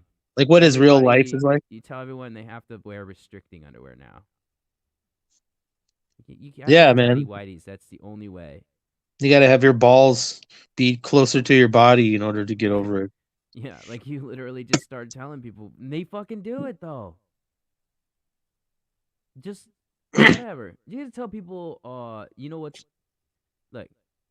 I personally, I don't necessarily. The flat Earth is not my type of jam, but Hollow Earth, I think you're down with that one. All right. I mean, think about it. Would the Earth be round? Sure, but hollow? Yeah, definitely. Like holla back at it. Holla back. Yeah, up on the top though, not on the This has been a bottom. really great episode. We really covered a lot. I feel like we So. learned a lot today. Just like get the rap down. We're such deep thinkers that people are going to really want to follow us. I mean, how many people yeah. can we have on here listening at once? If I purchase the StreamYard or we purchase the StreamYard, I think it's like you can have a lot of people on there at one time. I've seen so like 1,000. I don't know. That's probably far like 5, but at least 5 I know for sure. 5 to 1,000. Well, so this guy Critical Drinker, for example, he was celebrating. He got 1 million subscribers finally, and he had all these different people on that do different things on the YouTubes, and they all were on his thing at one time talking and stuff. So it's possible to have multiple people. I mean, I don't like. We're gonna say if we're doing lives and we go on a StreamYard, you can send the link out and stuff. But if we want to do it, what we do is you can load the audio and then load it up to whatever you want. And then if it does live to stream or Spotify or whatever, people can't like comment on Spotify, right? Like on YouTube, we can have people commenting. On on Twitch, you can have people commenting. That's the reason that you would want to do it on things like that, because you want commenting. But if you want people just hanging out, calling in and stuff, then you can do it on whatever. Yeah, that'd be cool if they called in. Fuck, man. I sent it out to Kenneth again, but he's mad at me. He's mad at you. What'd you do to him? It's what I didn't do for him. You didn't do things for him? He asked me to use the FPS brand, which I've barely begun to build up, to put on a show, a comedy show. But it wasn't just a comedy show. He wanted to set up Scott Kidd. A what? He wanted to make a setup, like a prank type thing. So he wanted me to use my stuff to make a show, and then he would trick this guy coming to the show that he was on and stuff, so that way he could tell the guy that he's not on the show. And I told him I'm not interested because that's a lot of effort for no payout. And then he tried to come back at me by saying that you don't understand how LA is and how comedy is, that you have to do shows, blah, blah, blah, blah, blah, blah, blah. And I was like, all right, man. He wanted you to put a comedy show on, Yeah. But it wasn't like like a live show or on a video. No, a live show, like at a venue Oh. that he had that would let him do a show. But the thing is, it wasn't a real show. Like, it was a show, but it wasn't, because it was a setup that he wanted to do so he could set this other comic up that he's mad at. Oh. Because he's like, his thing is he's mad at all these people because they get put on shows and he doesn't, and he feels deserving. Oh, I see. And then his other thing is he's mad at all these comics because everyone seems to like them, but he says because they're not funny that he doesn't understand. And then his other thing is like, I'm not gonna pretend and play games to be liked to get things. This is how it should be. I'm funny, therefore I should get shows. And then, like, so for me personally, I think he's in the right when he goes after certain people, in the sense that, like, he's right. Like, literally, for example, like these girls that are just sucking dick and shit. Like, that shit makes sense. Or when he goes after Jeff Ross because he's lording about, that makes sense. But when he goes after, like, I don't know, some random person just because they get a bunch of shows and they just started doing comedy, it's like, whatever, who fuck cares? But he's just, it's fine, but he's been doing it since he's 19. He's 29 or something now, so he feels like he's been getting the shaft, and that he's LA local, and he's got a point sometimes, like, in the sense that he's literally been doing all the mics and stuff, but I don't think he realizes, like, Well, it's just hatred for hatred's sake. Yeah. At a certain point, so maybe that's sort of funny, I guess. I don't mind. I just told him, like, look, I don't want to put my brand on it. Like, and also I told him I don't have anything against Scott Kidd. I don't have anything in favor of or against this guy.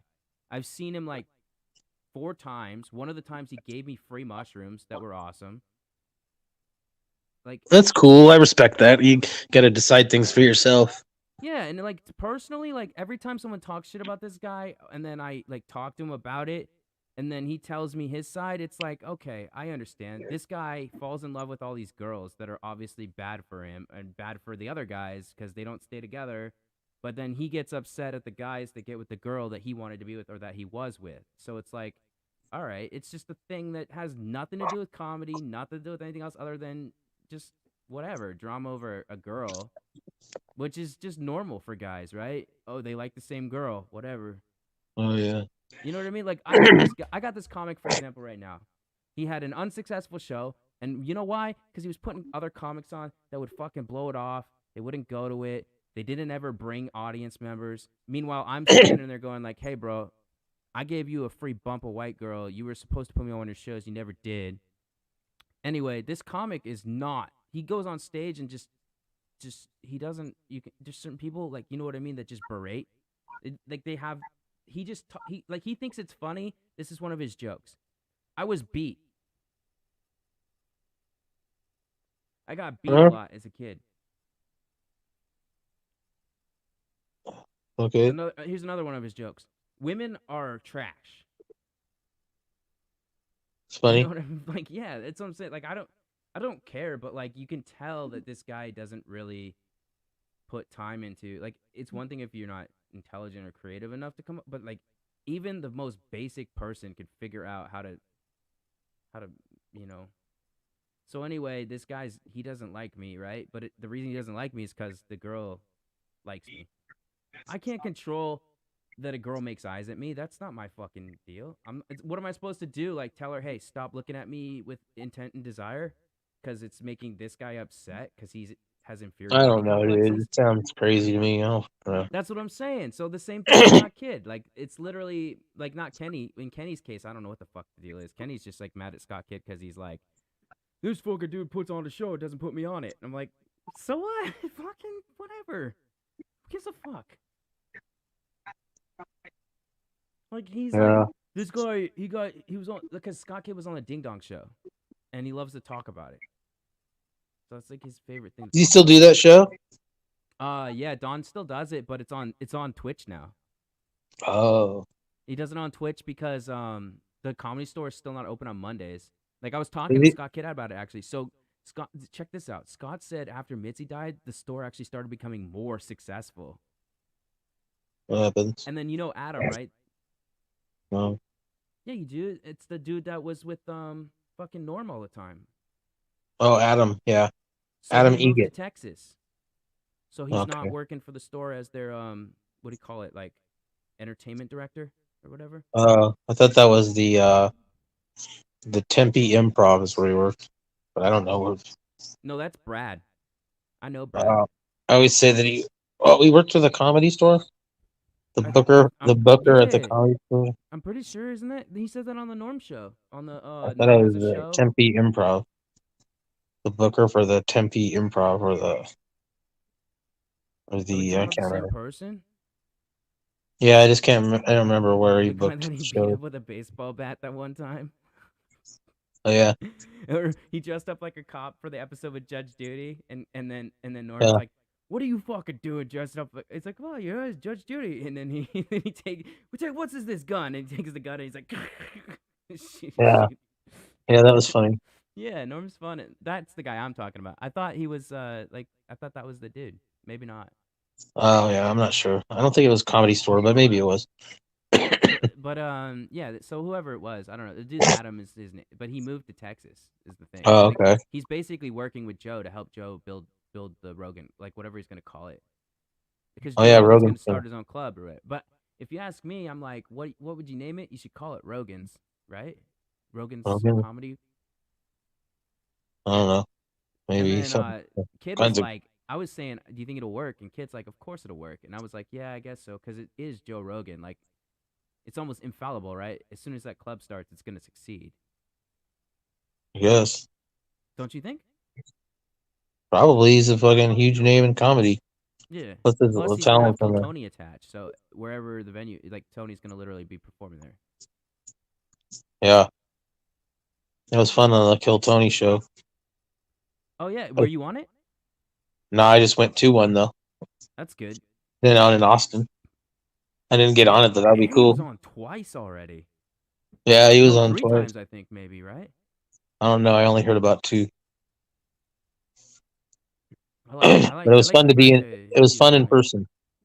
It was fun in It is. person. It's not a bad like it's an alright thing. Like he just rips on it, and like most of the people that go on it aren't even comics, so it's kind of interesting. It's just like people that want to go up there and fucking Yeah, it's talk. fun live. I was at a table with 6 comics, so That's we're all cool. So you watching. were you in like the comic section they call it or whatever? No, we just had 6 seats at the what do you call it? What's this fucking place called? The Vulcan or whatever. Is it the same place you were talking about that you performed at, or no? Oh no, I didn't perform there. It was just for it was like his new venue after they kicked him out of the original venue Oh yeah, because of the Ching Chong Bing Bong thing. yeah, that fucking Asian dude that was just he only showed a little bit of what happened, and then people fucking showed the full amount, and we're like, fuck this guy. Let's show you what actually happened. And then Yeah, he was just doing Tony, his normal roast thing, but he just was disgusted with the crowd because you know they're just like, yeah, oh, and he's just like making fun of the crowd, Tony's just like called them a his bunch of whole thing is sellouts. Tony's kind of a being dick, but yeah, that's it. That's what I was literally yeah, he's just a dick. It's no big deal. It's just that's who he is. yeah, he was That's what he super funny does. on the show I was at though. I was like impressed. He was real funny. You know He was the defiant. He was like, "Oh, I suffered so much. I went to a fucking block away and I got another venue." And he was like, they can all go fuck themselves." And then he made a joke. He wore like a priest outfit, and he was saying that from now on I'm changed. I'm all different and shit. And then everybody he had on was either black or Asian. That's He was great. just like he's like, and then he put Hans Kim on. Now Why Hans would he do Kim, you that? Oh see, yeah, he's got all these. Hans Kim's got all these posters, and they're all like on the Kill Tony show. He's using it to do a lot of shows. It's I like so it. It's good. stupid. It's Yeah. cool actually. It's fucking. It Oh is what yeah, it it's is. stupid funny. It is kind of stupid, but whatever. No, dude. I mean, you're talking to someone that literally on his website has a quote from what Tony said to me when I was on stage for his thing. So he Nice. was Yeah, you talking were about. on, man. You made it on. That's cool. Yeah, it's no big deal. It's just a fucking show. I remember the show I was on. It was such a good show. The show that I was in attendance. I put my name in the bucket, and then of course, there's like when the show became so fucking live and huge, and everybody on it was so good. I was like, oh, every time they go to the bucket, I was like afraid they were gonna call my name. You get I was nervous, totally yeah. not. I was totally not at all like, yeah, I'm gonna go. I probably would. I probably would have been amazing, but in my mind, I'm like, oh, I'm gonna ruin the show. They're literally gonna bring me up there. I'm gonna ruin it. Well, But I was it's ready, more man, about because the interview. I was going over those jokes. The little 1 minute, I was gonna be like, I'm going for this 1 minute. I'm just gonna be Well, my minute that's the was gonna thing though. It's more about the interview. The my reason minute. that that Brian Lucas guy, the black guy, the chubby black guy, I saw the first time they pull him up. So he did the snap battles, which is like the miniature version of the roast battles. So he Yeah, knew how to roast type stuff. So like when he got on Kill Tony, like he did his material, but mostly what he did is even during the interview was just roast and just talk shit. And then they nice. loved it. And then he came back like I think it was the next week, and then he was up again, and he was just talking shit basically. And like You know, it's that's funny. I've that's been what I was around all learning. these But roasts. I've Andy, still never been on a roast. like Andy, literally, so Andy was on the Kill Tony show, and you seen his thing when he was on? Yeah, we were at his house watching it. Yeah, so like the first time he was on, they use the material like Tony's like taking notes during the material so he can ask questions about the material, and then he dives deeper or asks other questions based on the way you look and stuff. And then so with Andy, it ended up being where him and Red Band really hit it off because they both like, you know, Asian fucking massage parlors. Oh yeah, and then he put him on his little special show, which he does when Yeah, he well, likes because you. then the second time Andy came back, he was on again, and he's like, I was actually and I wanted to, and then made sure, and he was like, I wanted to say, actually, Red Band, I went to that place that you recommended in Texas, and it was awesome, and Red Band's like, yeah, and then he hit it off, and then Red Band's like, hey, I got a show you should do. He handled his interview perfect because he was just like super Himself. regular. Yeah, just super regular, banal. Like I walk dogs. Like it was Yeah, just awesome. but So that also, was like, my. him and Red Band are pretty much the same person. They're chubby They're the white big guys that fat. love Yeah, yeah, fucking yeah. sex brothels. Yeah, I talked to Red Ben outside. He was cool. Yeah, he's always smoking his cigarettes outside and shit. I Yeah, talked I to him. went up, and no one was around him. I was like, "Hey, man, what's up?" You know And what then, he thought those the thing that he laughed the hardest at what I did is because I called it my city. oh, He goes my city because then it he started is. I coughing. But it is my we city. like, I love Seattle. yeah, exactly. That's how we look at our cities.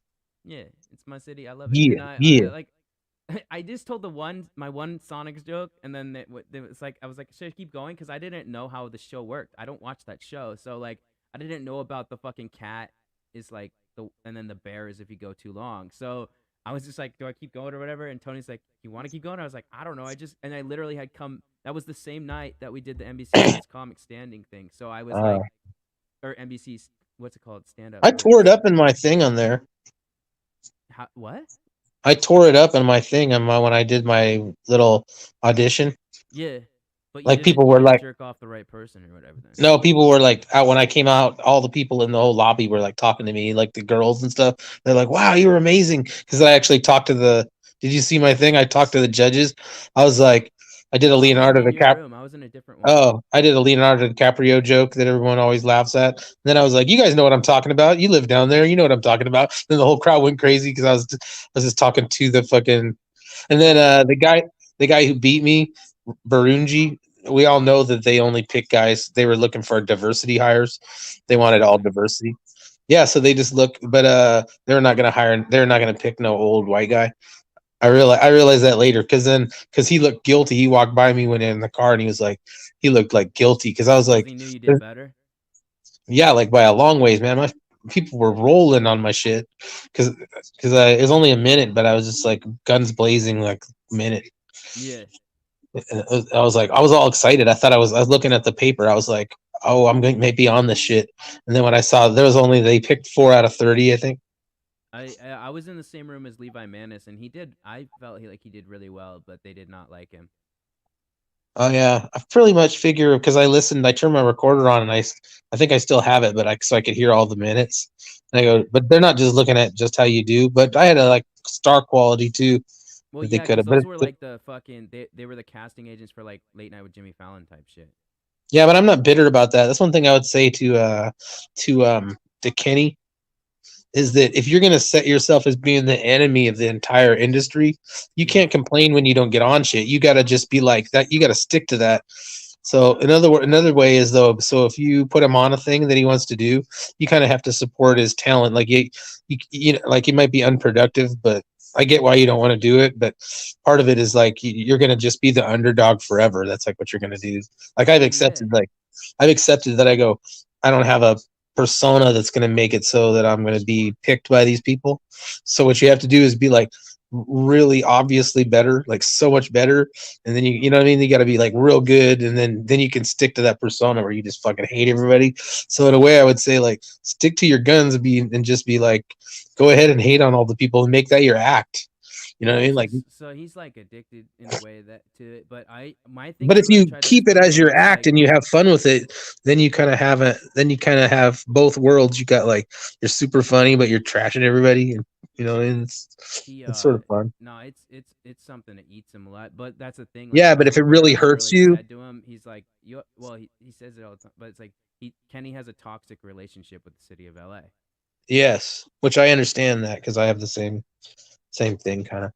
But the main thing is like, and what I said is because, and this is actually what Buster said too. Like Kenny got really mad, but it's like both of us were saying like because we were at this mic and literally Kenny wasted time when he could have been telling his jokes and working on his jokes to just yell at Buster and like and it was like Buster's just and then both of us Buster's like I'm not butthurt, I don't even care that you just did that, I'm sad for you because you wasted your time yelling at and doing this at me instead of performing your jokes which are funny.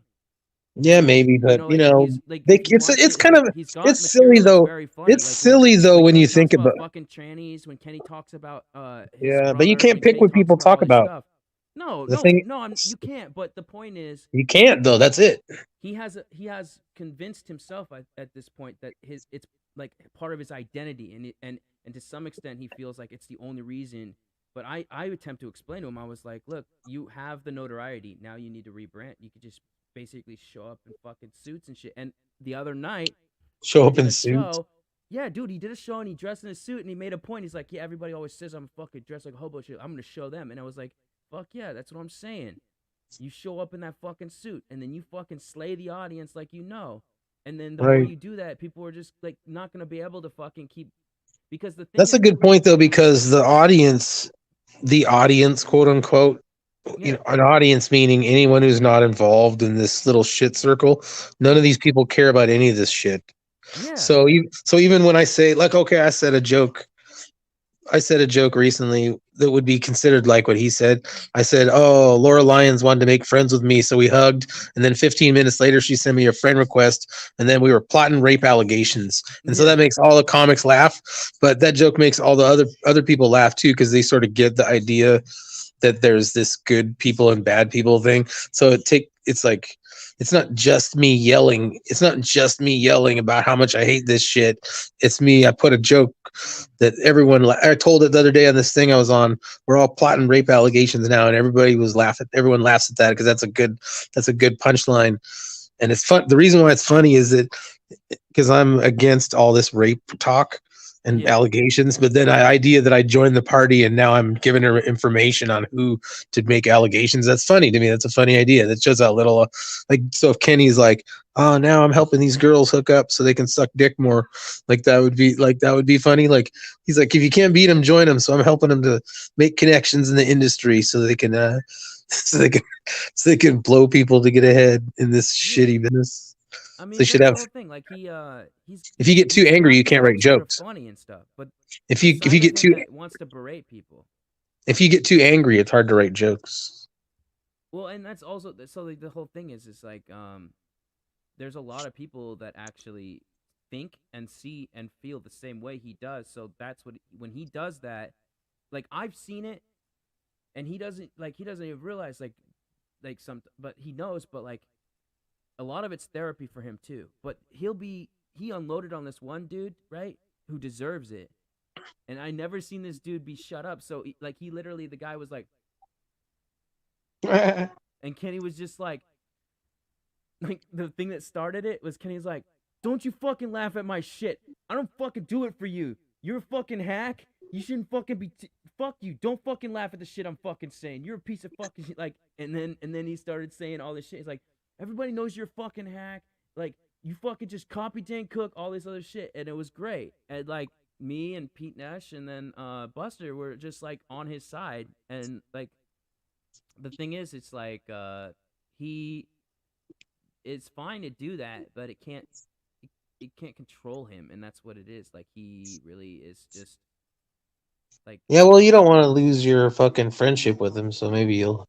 I don't, dude. The thing about Kenny is like he's Maybe gonna you'll. like what Will put it. He's a wild card, Yeah. and he literally like he's gonna do what he wants to do, but he's just upset because he didn't like. It's fine, but it's like I don't, I don't. I treat him like a brother, and I tell him things like, look, Yeah. the way you're talking reminds me of the way I used to think in a lot of ways. It's a form of narcissism that's called vulnerable narcissist. It's literally like basically Oh yeah, what you like when you're do. calling everybody trash comics and shit. Well, and also when you 'Cause basically it's what you like, do is you basically you deem that you're deserving of things. But the thing is, yes, yes, without the effort attached and without the fucking exemplary stuff to yeah, prove your worth, you're basically just saying, "Poor me, I deserve better. Why don't I have what they have? Why don't I have what yeah. they have?" You know what? You know what's actually funny about that is you actually end up being, ironically, just like everyone else Yeah. because everyone else is doing that. So like Everyone in else my is. It's case, like everyone looking in the mirror. Everybody thinks they're the best. Everybody thinks they're. I remember riding with Will Dirks in my car, and he would be like, "I don't know what the problem is. I'm the most interesting." And I was like, "God damn! Some of these motherfuckers, they all think they're the most fucking interesting." And I Will go, is so fucking energy sink. I mean, yeah, but I mean, he has a certain instinct for, yeah, like uniqueness or whatever. But I mean, the idea that he's like, I'm this undiscovered talent, and then I go, but I admit in my head, I'm like that too. I'm like kind of been like that too. You know what I mean? I've just The been only like in way I my know head, I'm that like, is because I am. So I'll be like, okay, I'll challenge anybody to an improv game, and I guarantee you I can do better I'm like that than too. Though when I yeah. walk into a place, I am a star. I do feel like a star, I mean, but you I don't need to should be though like. in a lot of ways. Like confidence But what you do is you carry yourself like a star. Like people go, like when I go into the Tony's place now, I didn't even sign up. They just signed me up, and then I go, oh, I wasn't even sure I was going to do it, and then I go, people just go, oh, I go, so that I shouldn't, so I should be like, oh, they just wanted to see me perform, so people would, so that's what you wanted. You wanted people to be excited, you and then know, I like see that's with people me too. they gathered all close and shit, so I go, people want to see you do your thing. Like a lot of these mics, they charge $5 for 5 minutes type of thing. But the reason I knew that I was starting to do things right is because I could do these venues, do the 5 minutes, and never have to pay.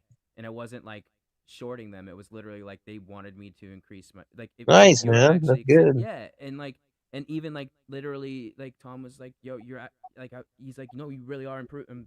And I said that means the world to me because like he's a person that it's that's the thing. So it's like you really have to consider like that's the one thing that I was gonna say. Like with me, I realized something because I was listening to the Jim Brewer and Big J Okerson, and Big J was talking about when he was first starting out and doing the fucking. I guess he really started out with the black clubs especially, and they were talking a lot about that because Brewer before he was on SNL and stuff when he was really getting his breaks in New York was in Harlem as well. That's why him and Tracy became friends because he was doing that too.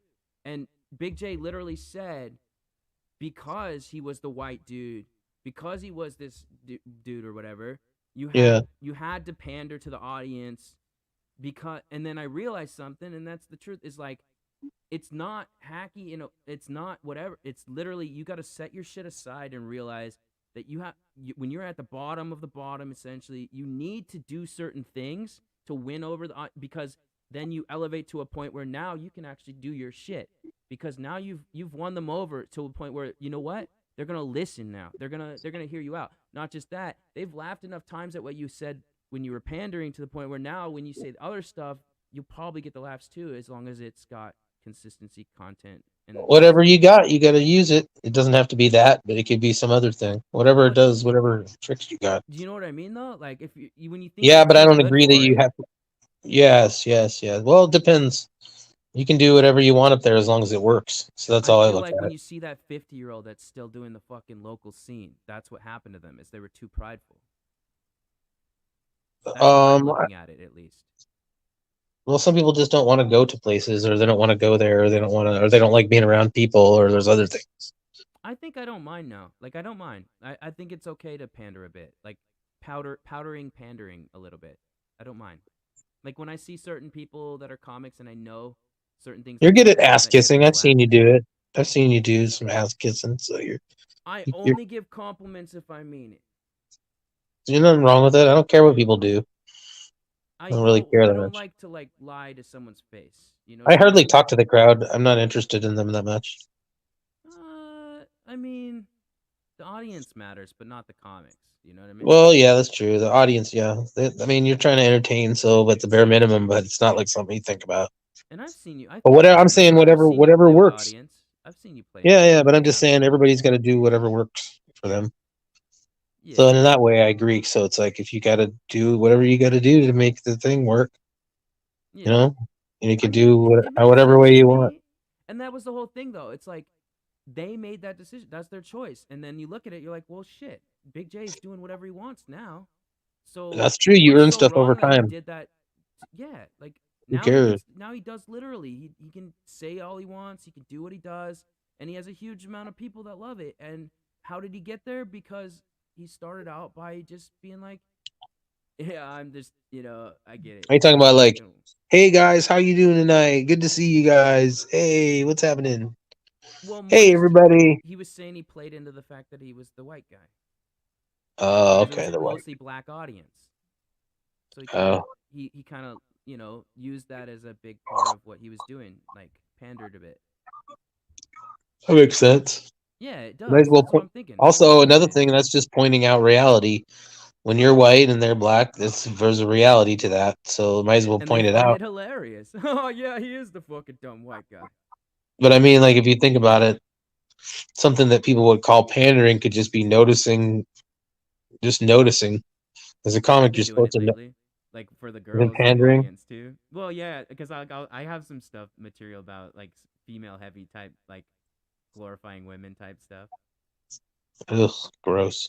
Nah, it's not the worst. It's good stuff. I just talk about the fact that Josephine Dillon is awesome and that Clark Gable was a total dweeb when she met him and then she made him into $1 million man. Like Clark Um, Gable, King of Hollywood. yeah, I Yeah. heard of him. So his first like he basically when he was fresh out of the army and he moved to Oregon, Josephine Dillon literally she paid to have his teeth fixed. So he used to have gapped ass fucking teeth. Oh, nice. And then he actually had a squeaky voice and he talked like this. And then she taught him to talk like this, like to be a fucking man. And Uh, she basically taught him how to be a leading man. And then as soon as he got to Hollywood, he hooked up with the first wealthy daughter that he could find, like daughter of a wealthy dude that he could find. And we're then animals, man. We're all dude, animals. Clark Gable's notorious. He had like six. He was like the fucking dude of his time, like Leonardo DiCaprio or fucking Marlon Brando. That's what's up. That's what we like to do. Yeah, I mean, but what's cool is that I think it's funny. I talk about it. It's like Josephine Dillon loved him till the day she died, but literally when he fucking died, she was getting hate letters from his fans talking shit. Like this woman never said a bad word about him, but somehow his fans were talking mad shit to her. I think it's hilarious. Fuck her. She probably did something wrong. No, that woman just loved theater. That's about all she did. She stayed in Oregon. She never left. She Yeah, was Broadway trained. She's you hear actually the the woman that story. wrote one of the most notorious books on acting.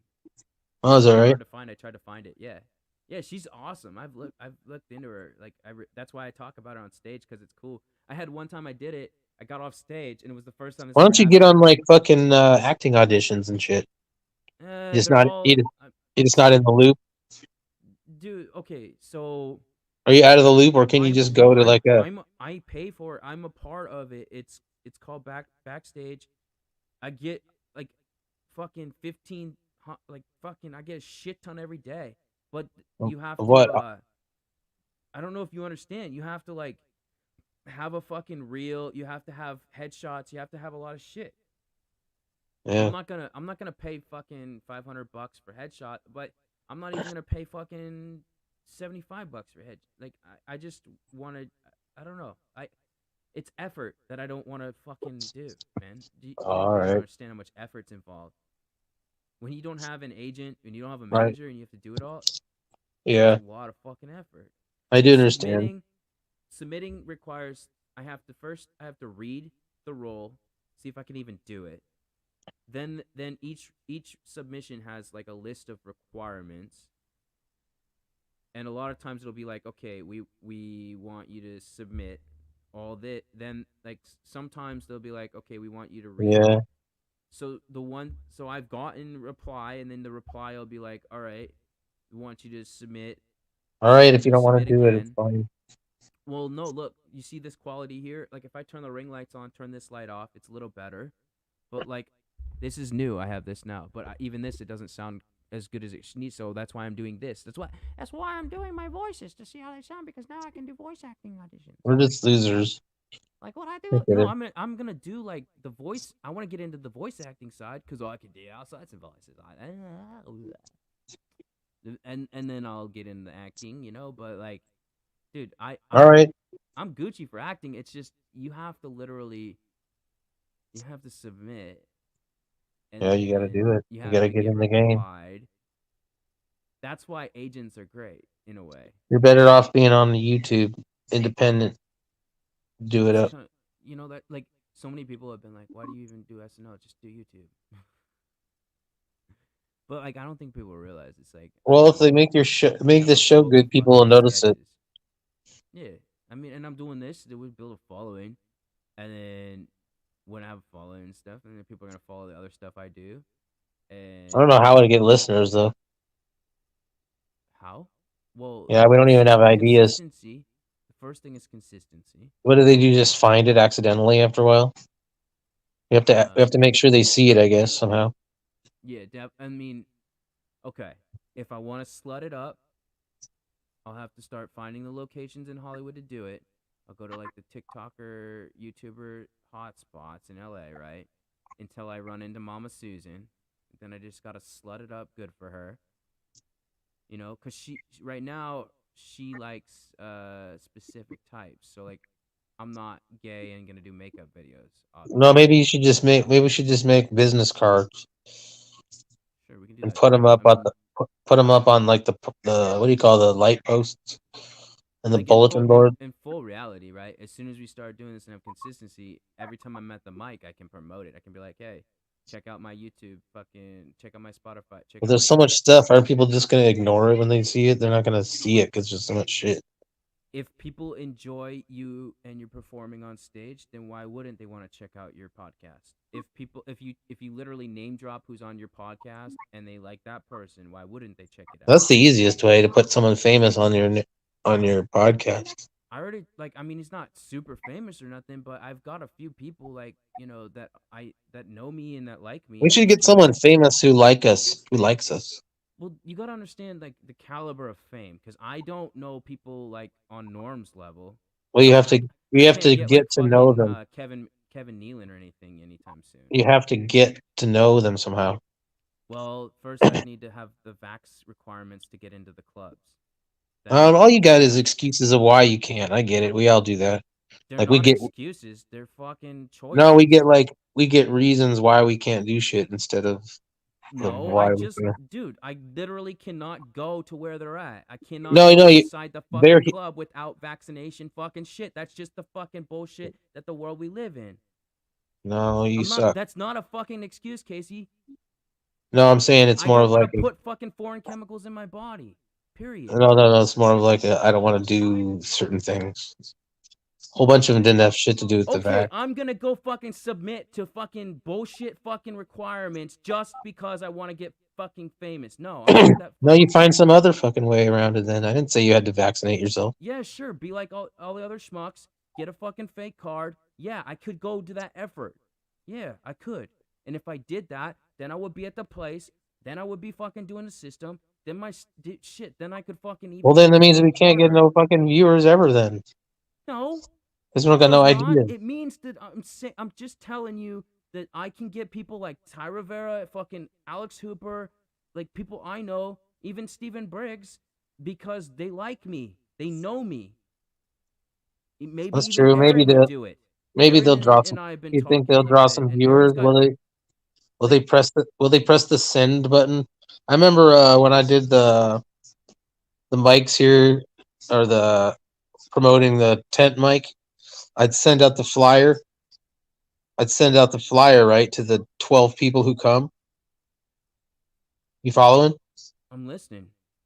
So I'd send out the flyer to like McBride, Andy, all these people, and then I would look, and then half of the people wouldn't share the flyer.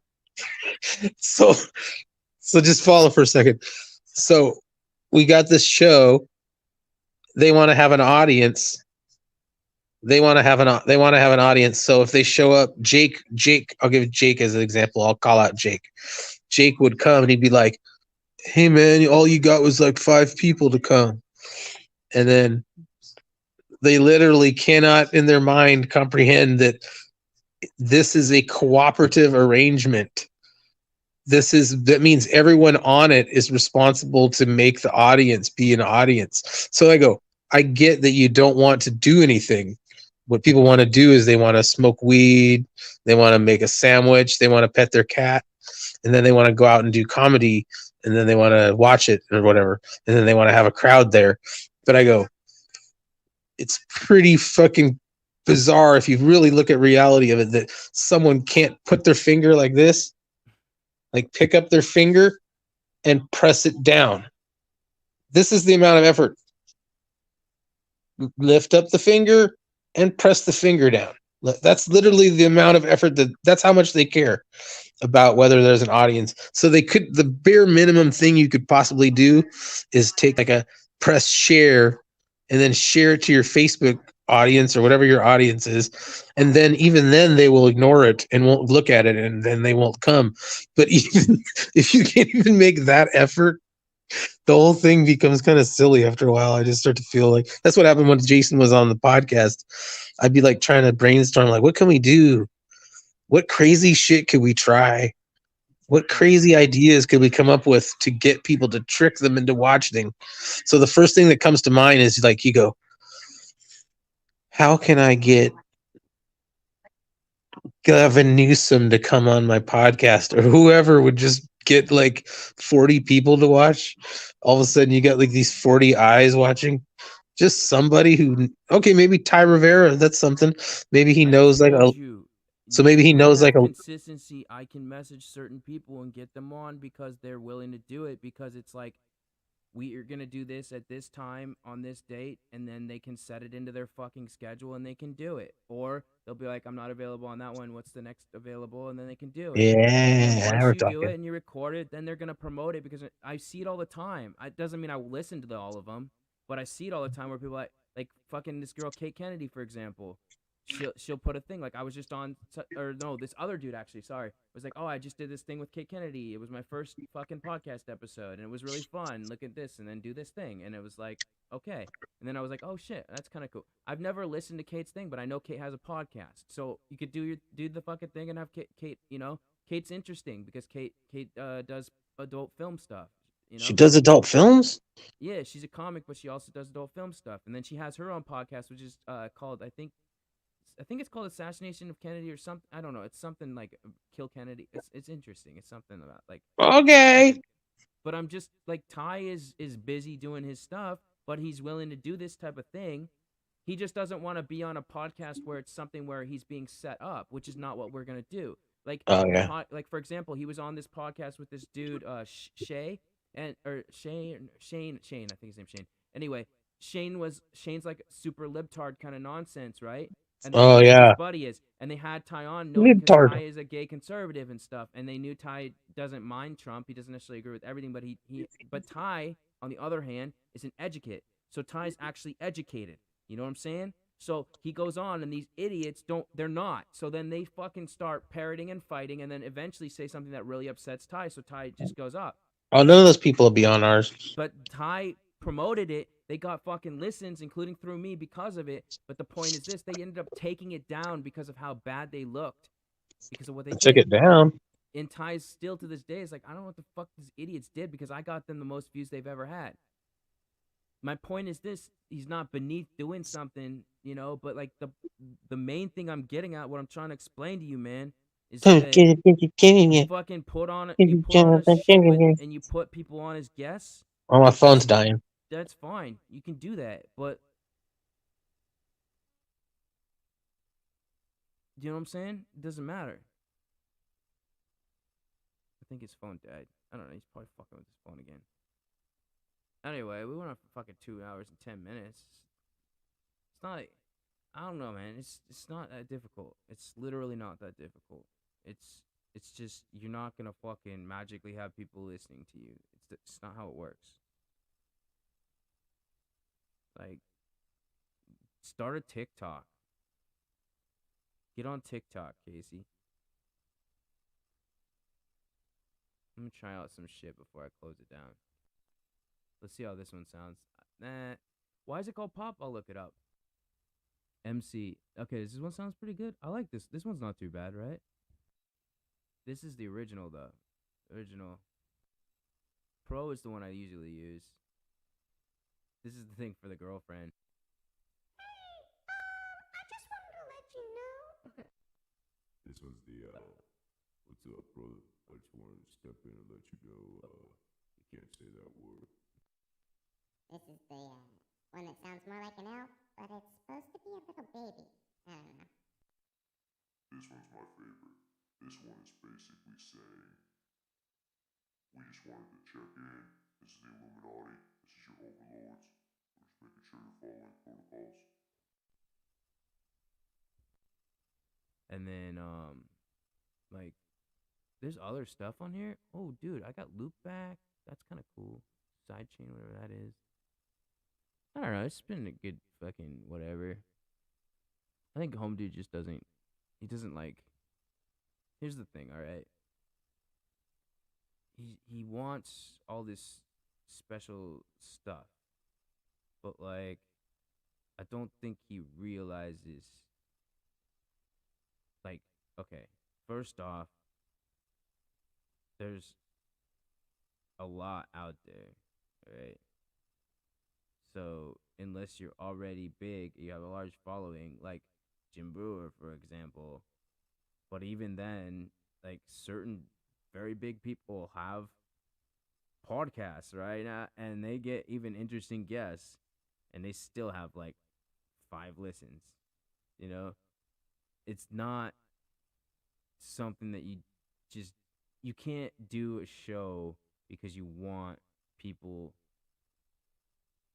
to pay attention to you and to pay you money. Like, I don't understand the mentality of people in this world that think like that. Like, the reason that I talk to you all as the future's audience is because of the whole concept that in the future, when I'm where I'm at, people will come back around.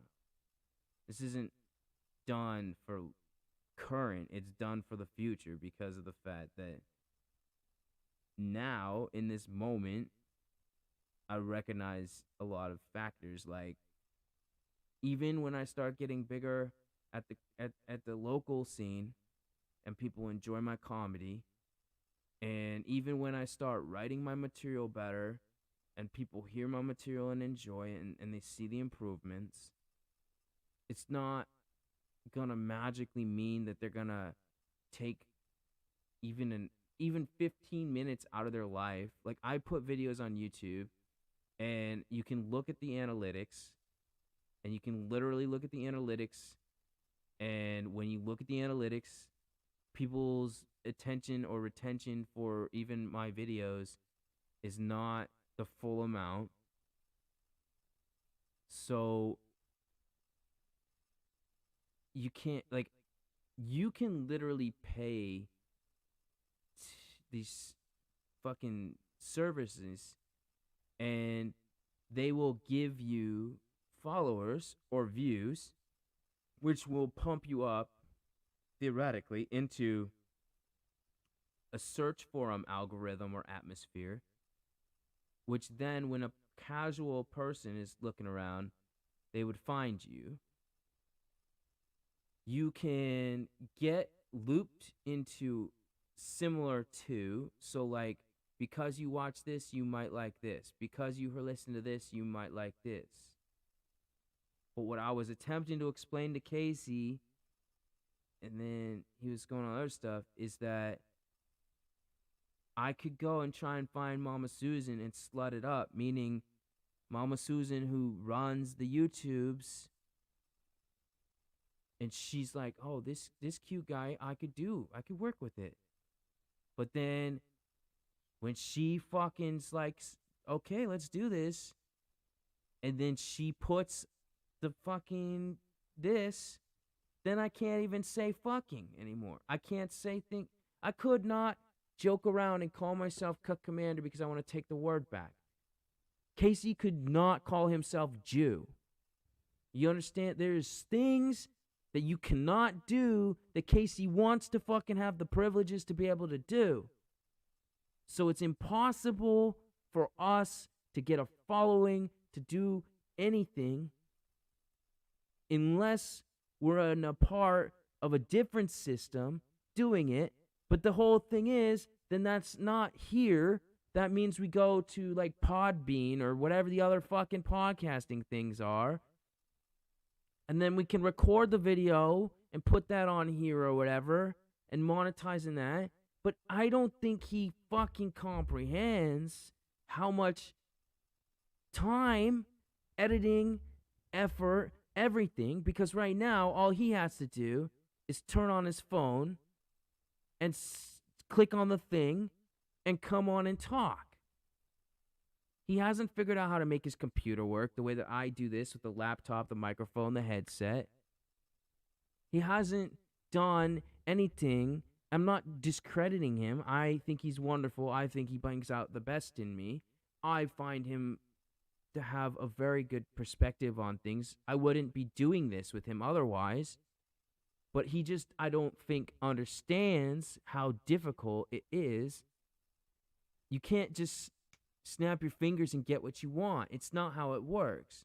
And if you play the games that it takes, like if I go out to the locations and I start gathering the followers the way that everyone else is, but the only difference is it's me, and let's just be honest here. I mean, like, I don't look that good right now, but let's be honest here. To cut this fucking hair down, go back normal, dude, I'm so handsome. Not to mention, I get in shape for the, you know, I mean, not just because it's New Year. I'm literally just gonna be doing that. It's in the design and like the guitar and everything. But the point is that it doesn't matter because literally, if I found Mama Susan and she loves it, and I slept myself out to get her attention, and she really likes it and everything, when she wants, she gets. No other option. So, fine. When he wants a guest that's going to get us clout, I don't think he understands clout chasing is not fucking, it's stupid. But at the same time, people that listen to another person's podcast are going to listen to one episode that person's on. They're not going to suddenly start following you every week and listening to you all the time because, first off, you're probably not the same podcast at all. Now, if you go on other people's podcasts and you slay it and they enjoy it, there's a stronger chance that then they would come to yours, right? So what you want to do, be on other people's fucking podcasts, but the only, like, yeah, how you going to be on other people's podcasts, Casey, when nobody knows who the fuck you are in LA, at least? He doesn't even want to leave Seattle to come perform out here, even though I keep telling him how hilarious he is, how great he'll do out here. If he came down here, he would slay it. I know for a fact because I've heard his stand-up. Hell, he's told some stuff on here. People need to understand. Well, they do understand. Thank you. You understand. You know, I don't have time for this. What do you care? You're the future's audience anyway. Make sure you click like. Make sure you click dislike. Make sure you comment.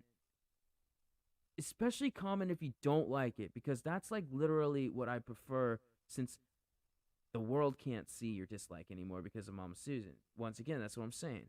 But you can also make sure and click subscribe and the bell button. Just keep in mind, this is episode 0 for a reason. We're probably going to have these on their own channel because Casey wants to have the podcast have its own channel. He wants to have it on Spotify. Like, he wants a lot of stuff. Me, I don't care. I just want to do 3 days a week, maybe different hours. So, like, Fridays at 5 p.m., Tuesdays at fucking 9 p.m., and Sundays at fucking noon. I don't know. But he's got things like he can't do it when his girlfriend's awake. He doesn't comprehend that, like, okay, that means what? That means you want to record these live at like 9 or 10 at night. So if you're doing it on a Friday or Saturday, people are out having a good time. And the ones that aren't out having a good time are probably at home watching, binge watching. And then everyone else is at work, right? So there's that. Then if it's not the time requirements, it's like, look, all right, I have invited people to be on here that are nobodies. Well, not nobodies, they're fucking friends of mine in general, including Kenny Lyon, but like, nobody's come, right? So if I can't even get people that don't have a following to come on, what makes him think that I'm gonna be able to get other people? Then there's the fact that it's like, you have to fucking message these people. You have to say, hey, come on. You have to find the times that they can do it. I just think, like, it doesn't make sense to me that he wouldn't comprehend these. And also, all right, my laptop's plugged in. That's why it never dies when I'm doing this. His phone keeps dying, which is fine, because we go for like we literally went for 2 hours. That's probably the longest time we've done so far with him on. Last time was an hour and a half. The point is, all right, he doesn't have his phone plugged into a battery so that he can keep doing it. There's so many reasons.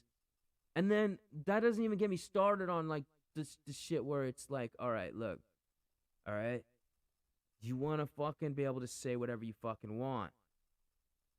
You don't like that there's requirements because it's a service and there's companies that are dictating all these rules, and then you don't like that they have agendas and da da da da da da. Welcome to the fucking club, blah blah blah. The way I feel about it is I get upset and frustrated when it happens. Until then, I don't think it matters. I personally just think slurs are blasé. I personally just think it's dumb to do things just because you know you aren't supposed to do them. I think that's very stupid. I do. I say shit because it's either funny, ridiculous, or a character. Or I want to talk about a topic. So we're going to talk about topical matters. We can't derail a topical matter. We have to talk about a topic and stay on topic. Or maybe that's the thing, that we just start a topic and then derail, and that's improv too, or whatever, right? And then, like, the thing about me that Emily loves so much is when I would get upset. And I don't enjoy getting upset. I don't enjoy being like, fucking, there's comics that's their, like, Bill Burr. But if you notice, these fucking dudes go bald. These dudes have heart conditions. It's not healthy to be like screaming and yelling and angry. And also, he doesn't enjoy that shit because the same reasons I do for the most part, but it hurts his ears and whatever, right? So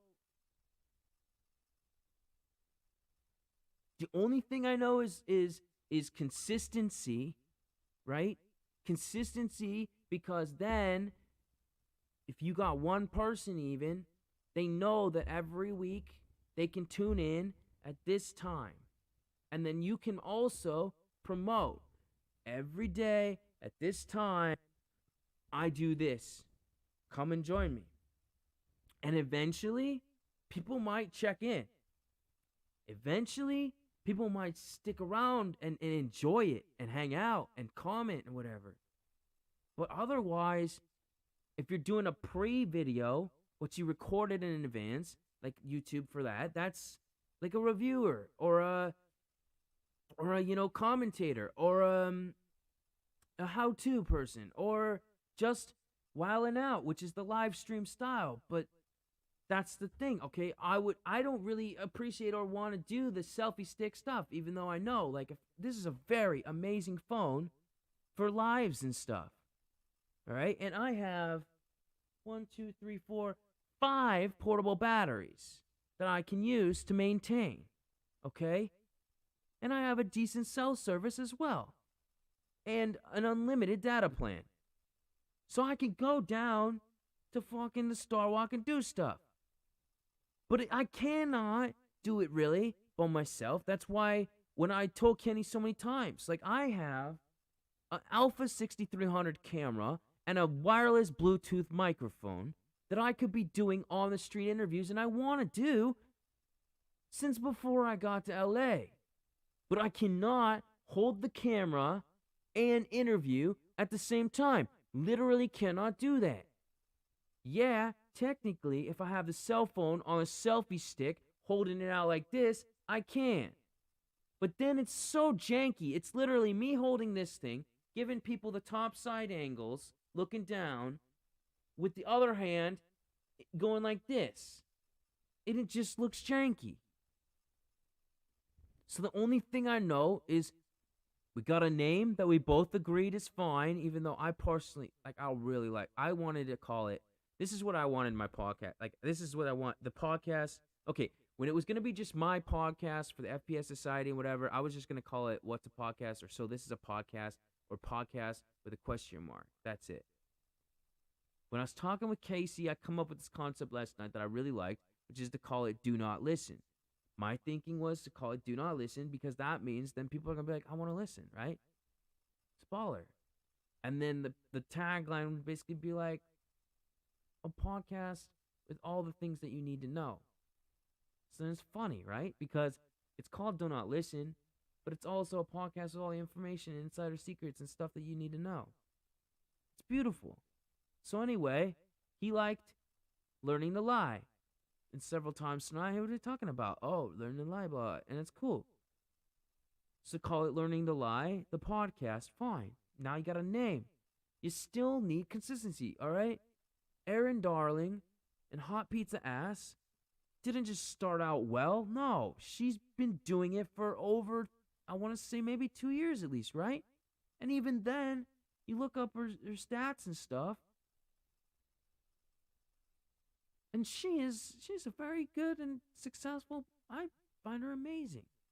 She's one of the people I really wouldn't ask to be on something like this because I would feel inferior with nobody watching, nobody listening. No matter how entertaining I am, how much fun she likes, whatever. My whole thing when I come out here was thinking that Emily was going to be more than she was. Because Emily is amazing in a lot of ways, and I feel that way still. But the one thing that she has never had, I mean, Bo is alright, her cousin. He is alright. Like, he wasn't the worst. He's kind of meh, in a lot of ways. But she doesn't have me. If it was me and Emily interviewing people, having a good time, because she brings out the best in me is what I'm getting at. So Casey, what he brings out in me, okay, I feel like he brings out good enough things that makes it entertaining. But he's like, dude, nobody's gonna watch. What do people want to watch? Da, da, da. It's like, look, if you're gonna beat yourself down, then fine, whatever.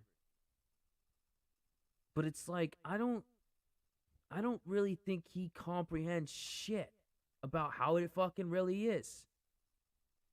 If you want a fucking following, like I said, you go out and perform comedy. You're entertaining. People enjoy your comedy, and therefore they might be interested to check out what you got to do otherwise. Like I didn't even get to talk about and he didn't even want to talk about it. But I want to do reviews of it probably. But I really enjoyed Hawkeye all the way through. I think whoever was the director, I'd have to look it up, but they did an amazing job. There were some action sequences in that TV show. I mean, really, I've been feeling that way, at least with this one, that if you stringed all the episodes together, it is a movie, quite literally. It's a movie to TV type. It's beautiful. It's a miniseries. They're basically like when I was growing up, there used to be these things I look forward to. It'd be like 3 different 3-hour movie things that were all connected for one full thing. So it'd be like an Alice in Wonderland with like a sci-fi theme, or it might be like anything.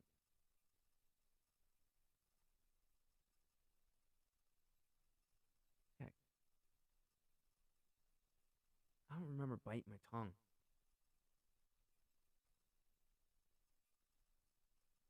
My tongue is killing me right now.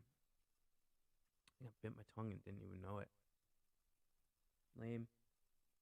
Anyway, I'm exhausted. What time is it? It's only 1:30. It's not bad. Either way, I don't know. Casey's phone died, and that's fine. But I'm working the best I can. But like, he has restrictions and requirements already. That it's like, I don't think he understands. You can't just magically get fucking people to fucking come along, because literally, it's not how it works. You need consistency. You need to know what you are. Like me, I'm fun. I'm entertaining. I'm cool. I'm like chill. Like I got a lot of fun stuff. Like hey, let's do this. Hey, you know what's hot this week? Like for example, tomorrow night, if people are listening in the present, not I appreciate all the future signs. Make sure you click the subscribe and the bell button, even though you're in the future. You know what I mean? But the point is that I'm supposed to say that so that people just know to click like and subscribe. My face, I put a mask on earlier today. Like a mask, like that's why my skin's so beautiful sometimes. Anyway, I was thinking that. Let's see if Casey tried to get back in. Oh no, okay. So what I'm saying is, what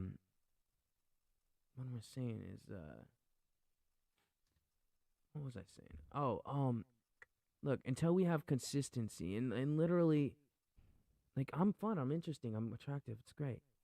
Casey is also got great blue eyes, and if he wouldn't keep putting himself down unnecessarily, he'd recognize that he's also, he's like a dude that's got, great, like, perspectives, and, I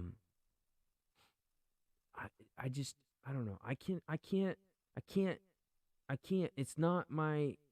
I just can't. I know you're not supposed to say that stuff. The way you're supposed to say is I can. You're supposed to only say positive things out your mouth. It's like a spell. But I'm just telling you, like, settled on a name, learn to lie. Okay? Great. For me, I like it for a lot of ways, because you can also do a play on word. Learn to lie dead, And also I like it because there's a thing, I think, a saying or whatever, learn to love. So it's cool like that to me. But he really, dude, I don't know. But he really thinks like, okay, you can plaster flyers all over the city and suddenly you're going to get hundreds of viewers. He really thinks like, we're going to make business cards and hand out business cards and suddenly you're going to have a bunch of viewers. It's not the only. We do not have anything that's other than us. That's it. we barely hold together topical matters. Like Rippa, when you go to watch Rippa's show, he's pulling up clips to talk about and show people and then converse. You watch It's a Gundam, it's pre-recorded, but he's got this stuff, he pulls it up to talk about. You watch Critical Drinker, and he just shows kind of like the trailer crawl and then does his reviews, but if you pay attention what he does to do it, Critical Drinker literally has rights. He takes time before he does it. He watches the movie, sees if he enjoys it or doesn't. If he doesn't or he does, it doesn't matter. Then he watches it again so he can break it down. He has his own, if you pay attention, Critical Drinker's got like literally a formula. He's got certain sayings that he does, certain clips that he, just like It's a Gundam 2.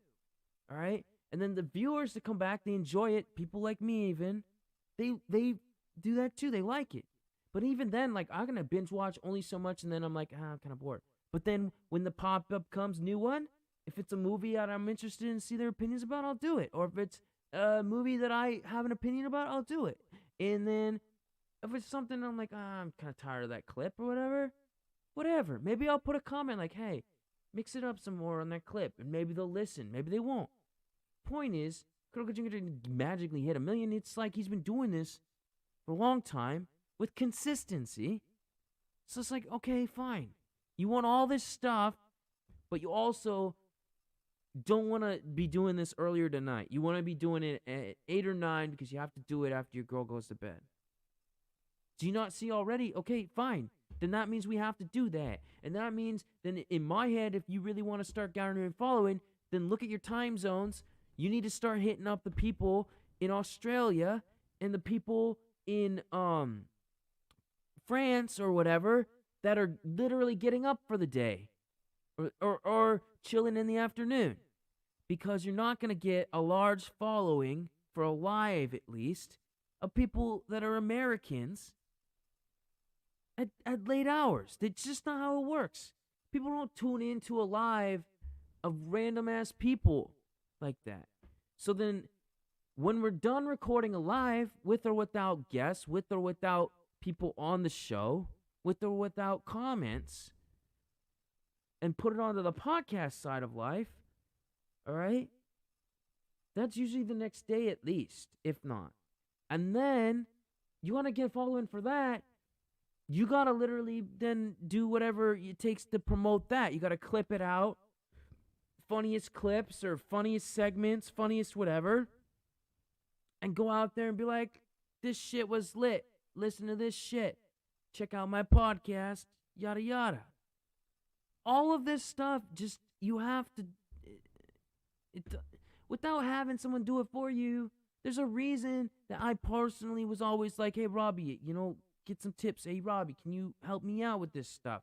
Casey doesn't like Robbie, and for rightful reasons, because Robbie's kind of a bully, and Robbie likes to take over stuff.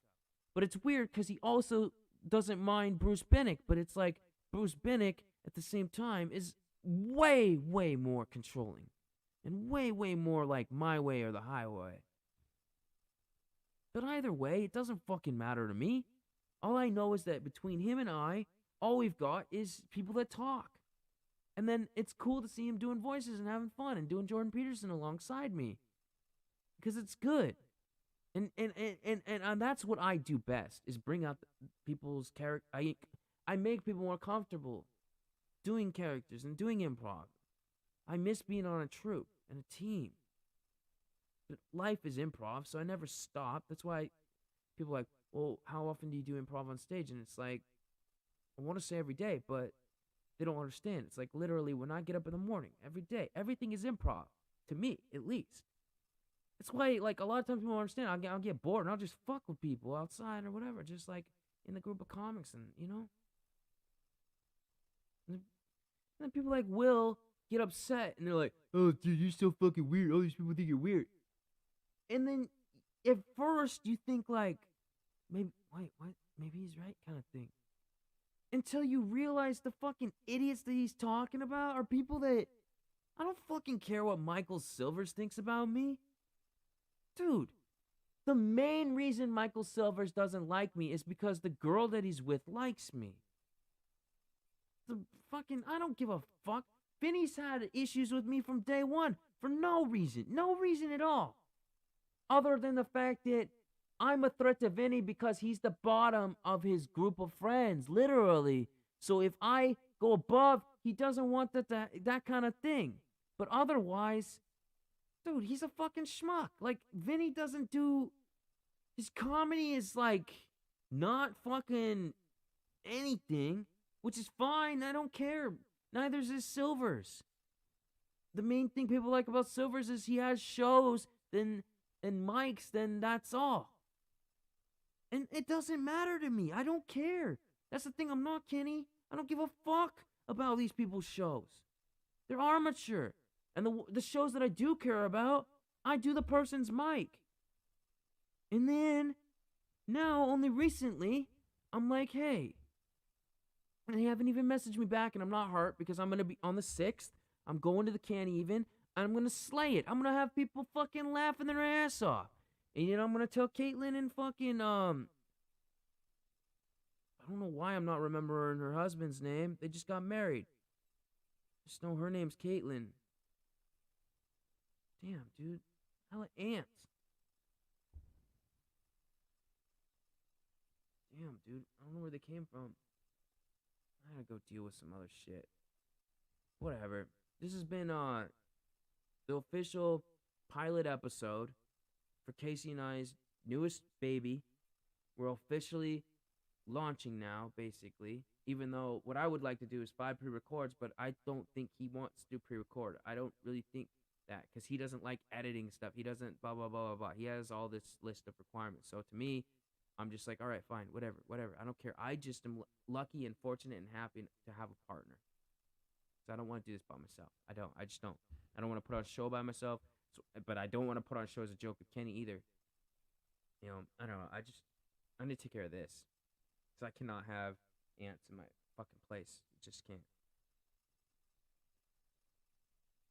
I mean, I can, technically. But I mean, I just can't. Like, yeah. Also, it's like 1:30 and I don't know. It's not like I'm tired, but I'm tired. And I don't know. It's been a lot. It's been almost 3 hours, so. Anyway, I appreciate all of you for tuning in. I did, and yeah. I think I bit my tongue. It's bothering me too. But yeah, I got. What else could I say? Like that I didn't say the other day. The medicine, I'm almost out, and then my psychiatrist appointment is on Thursday, and so there's gonna be a couple days without it, and we'll see. But I mean, the worst thing that's gonna happen is I'm gonna, have severe suicidal tendencies, and that's ain't nothing new to me. Just stay away from the guns, stay away from the ropes, stay away from everything, right? That can kill you. Don't you dare go, everything can kill you, literally, actually, in a lot of ways. But, otherwise, I don't know. Okay, so this Monday I'm going to be doing stand-up for sure, guaranteed. I'm signed up for the Monday mic. And then this Thursday, for sure, I'm signed up for Can't Even Mic. And then I actually have been writing, like you saw earlier, and working on material, actually. So I'm going to be doing that. And then I already have, I got to review it, but I've got audio and stuff from last few sets. So I'm going to do that as the starting block. But then what I'm going to do is I have years worth of footage, actually. So I'm going to start going through all of my footage. Not, granted, I should be marking certain things and, graphing it and figuring out for, making an actual reel and everything. But what I'm mainly going to be doing is going through, oh, okay, I really like that one. Forgot about that one. Oh, I really like that one. And I'm going to be like, all right, this is the category for relationship stuff. This is the category for historical stuff. This is the category for animal stuff. This is the category for whatever stuff. This is the category for this stuff. And then that way, once that's organized, then I'm going to be like, all right, I have a lot on this subject. So let's see if I can combine this stuff into a full amount right? And then that way, then I'll go to these mics and I'll perform.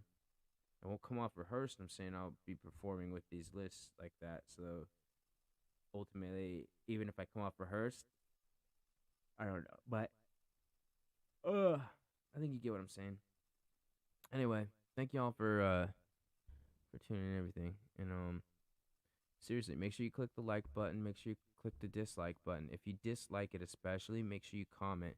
If you did like it, you're also welcome to comment. Please say topics and things you want us to talk about, because that would be very beneficial. Otherwise, it's gonna be a lot of the same stuff, which is fine. That works for a lot of people, Ripa included. But what else can I say? Oh yeah, make sure you like if you click subscribe, you can also do the bell. I would suggest doing the top section, which is like notify for everything, but that's only because I'm gonna be making videos too. So when a video goes up, a short video or whatever, you'll be able to do that. But otherwise, just stay cheesy, stay greasy, stay happy. It's officially 2022 now. I'm looking forward to it in the same way that I was looking forward to 2021, in the same way that I was looking forward to 2020, in the same way I was looking forward to 2019. Pretty much everything I do is for Lauren Michaels to get the attention of Saturday Night Live, so that at some point I can feel a bit more fulfilled in my life.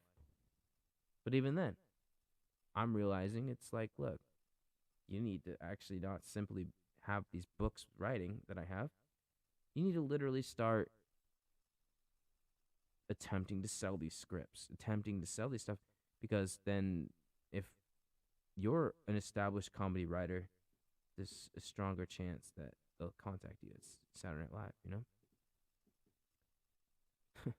Fireworks still going off. It's crazy.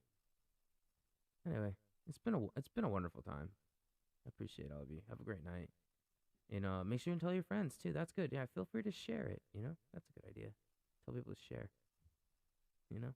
That's what just share it. Sharing is caring.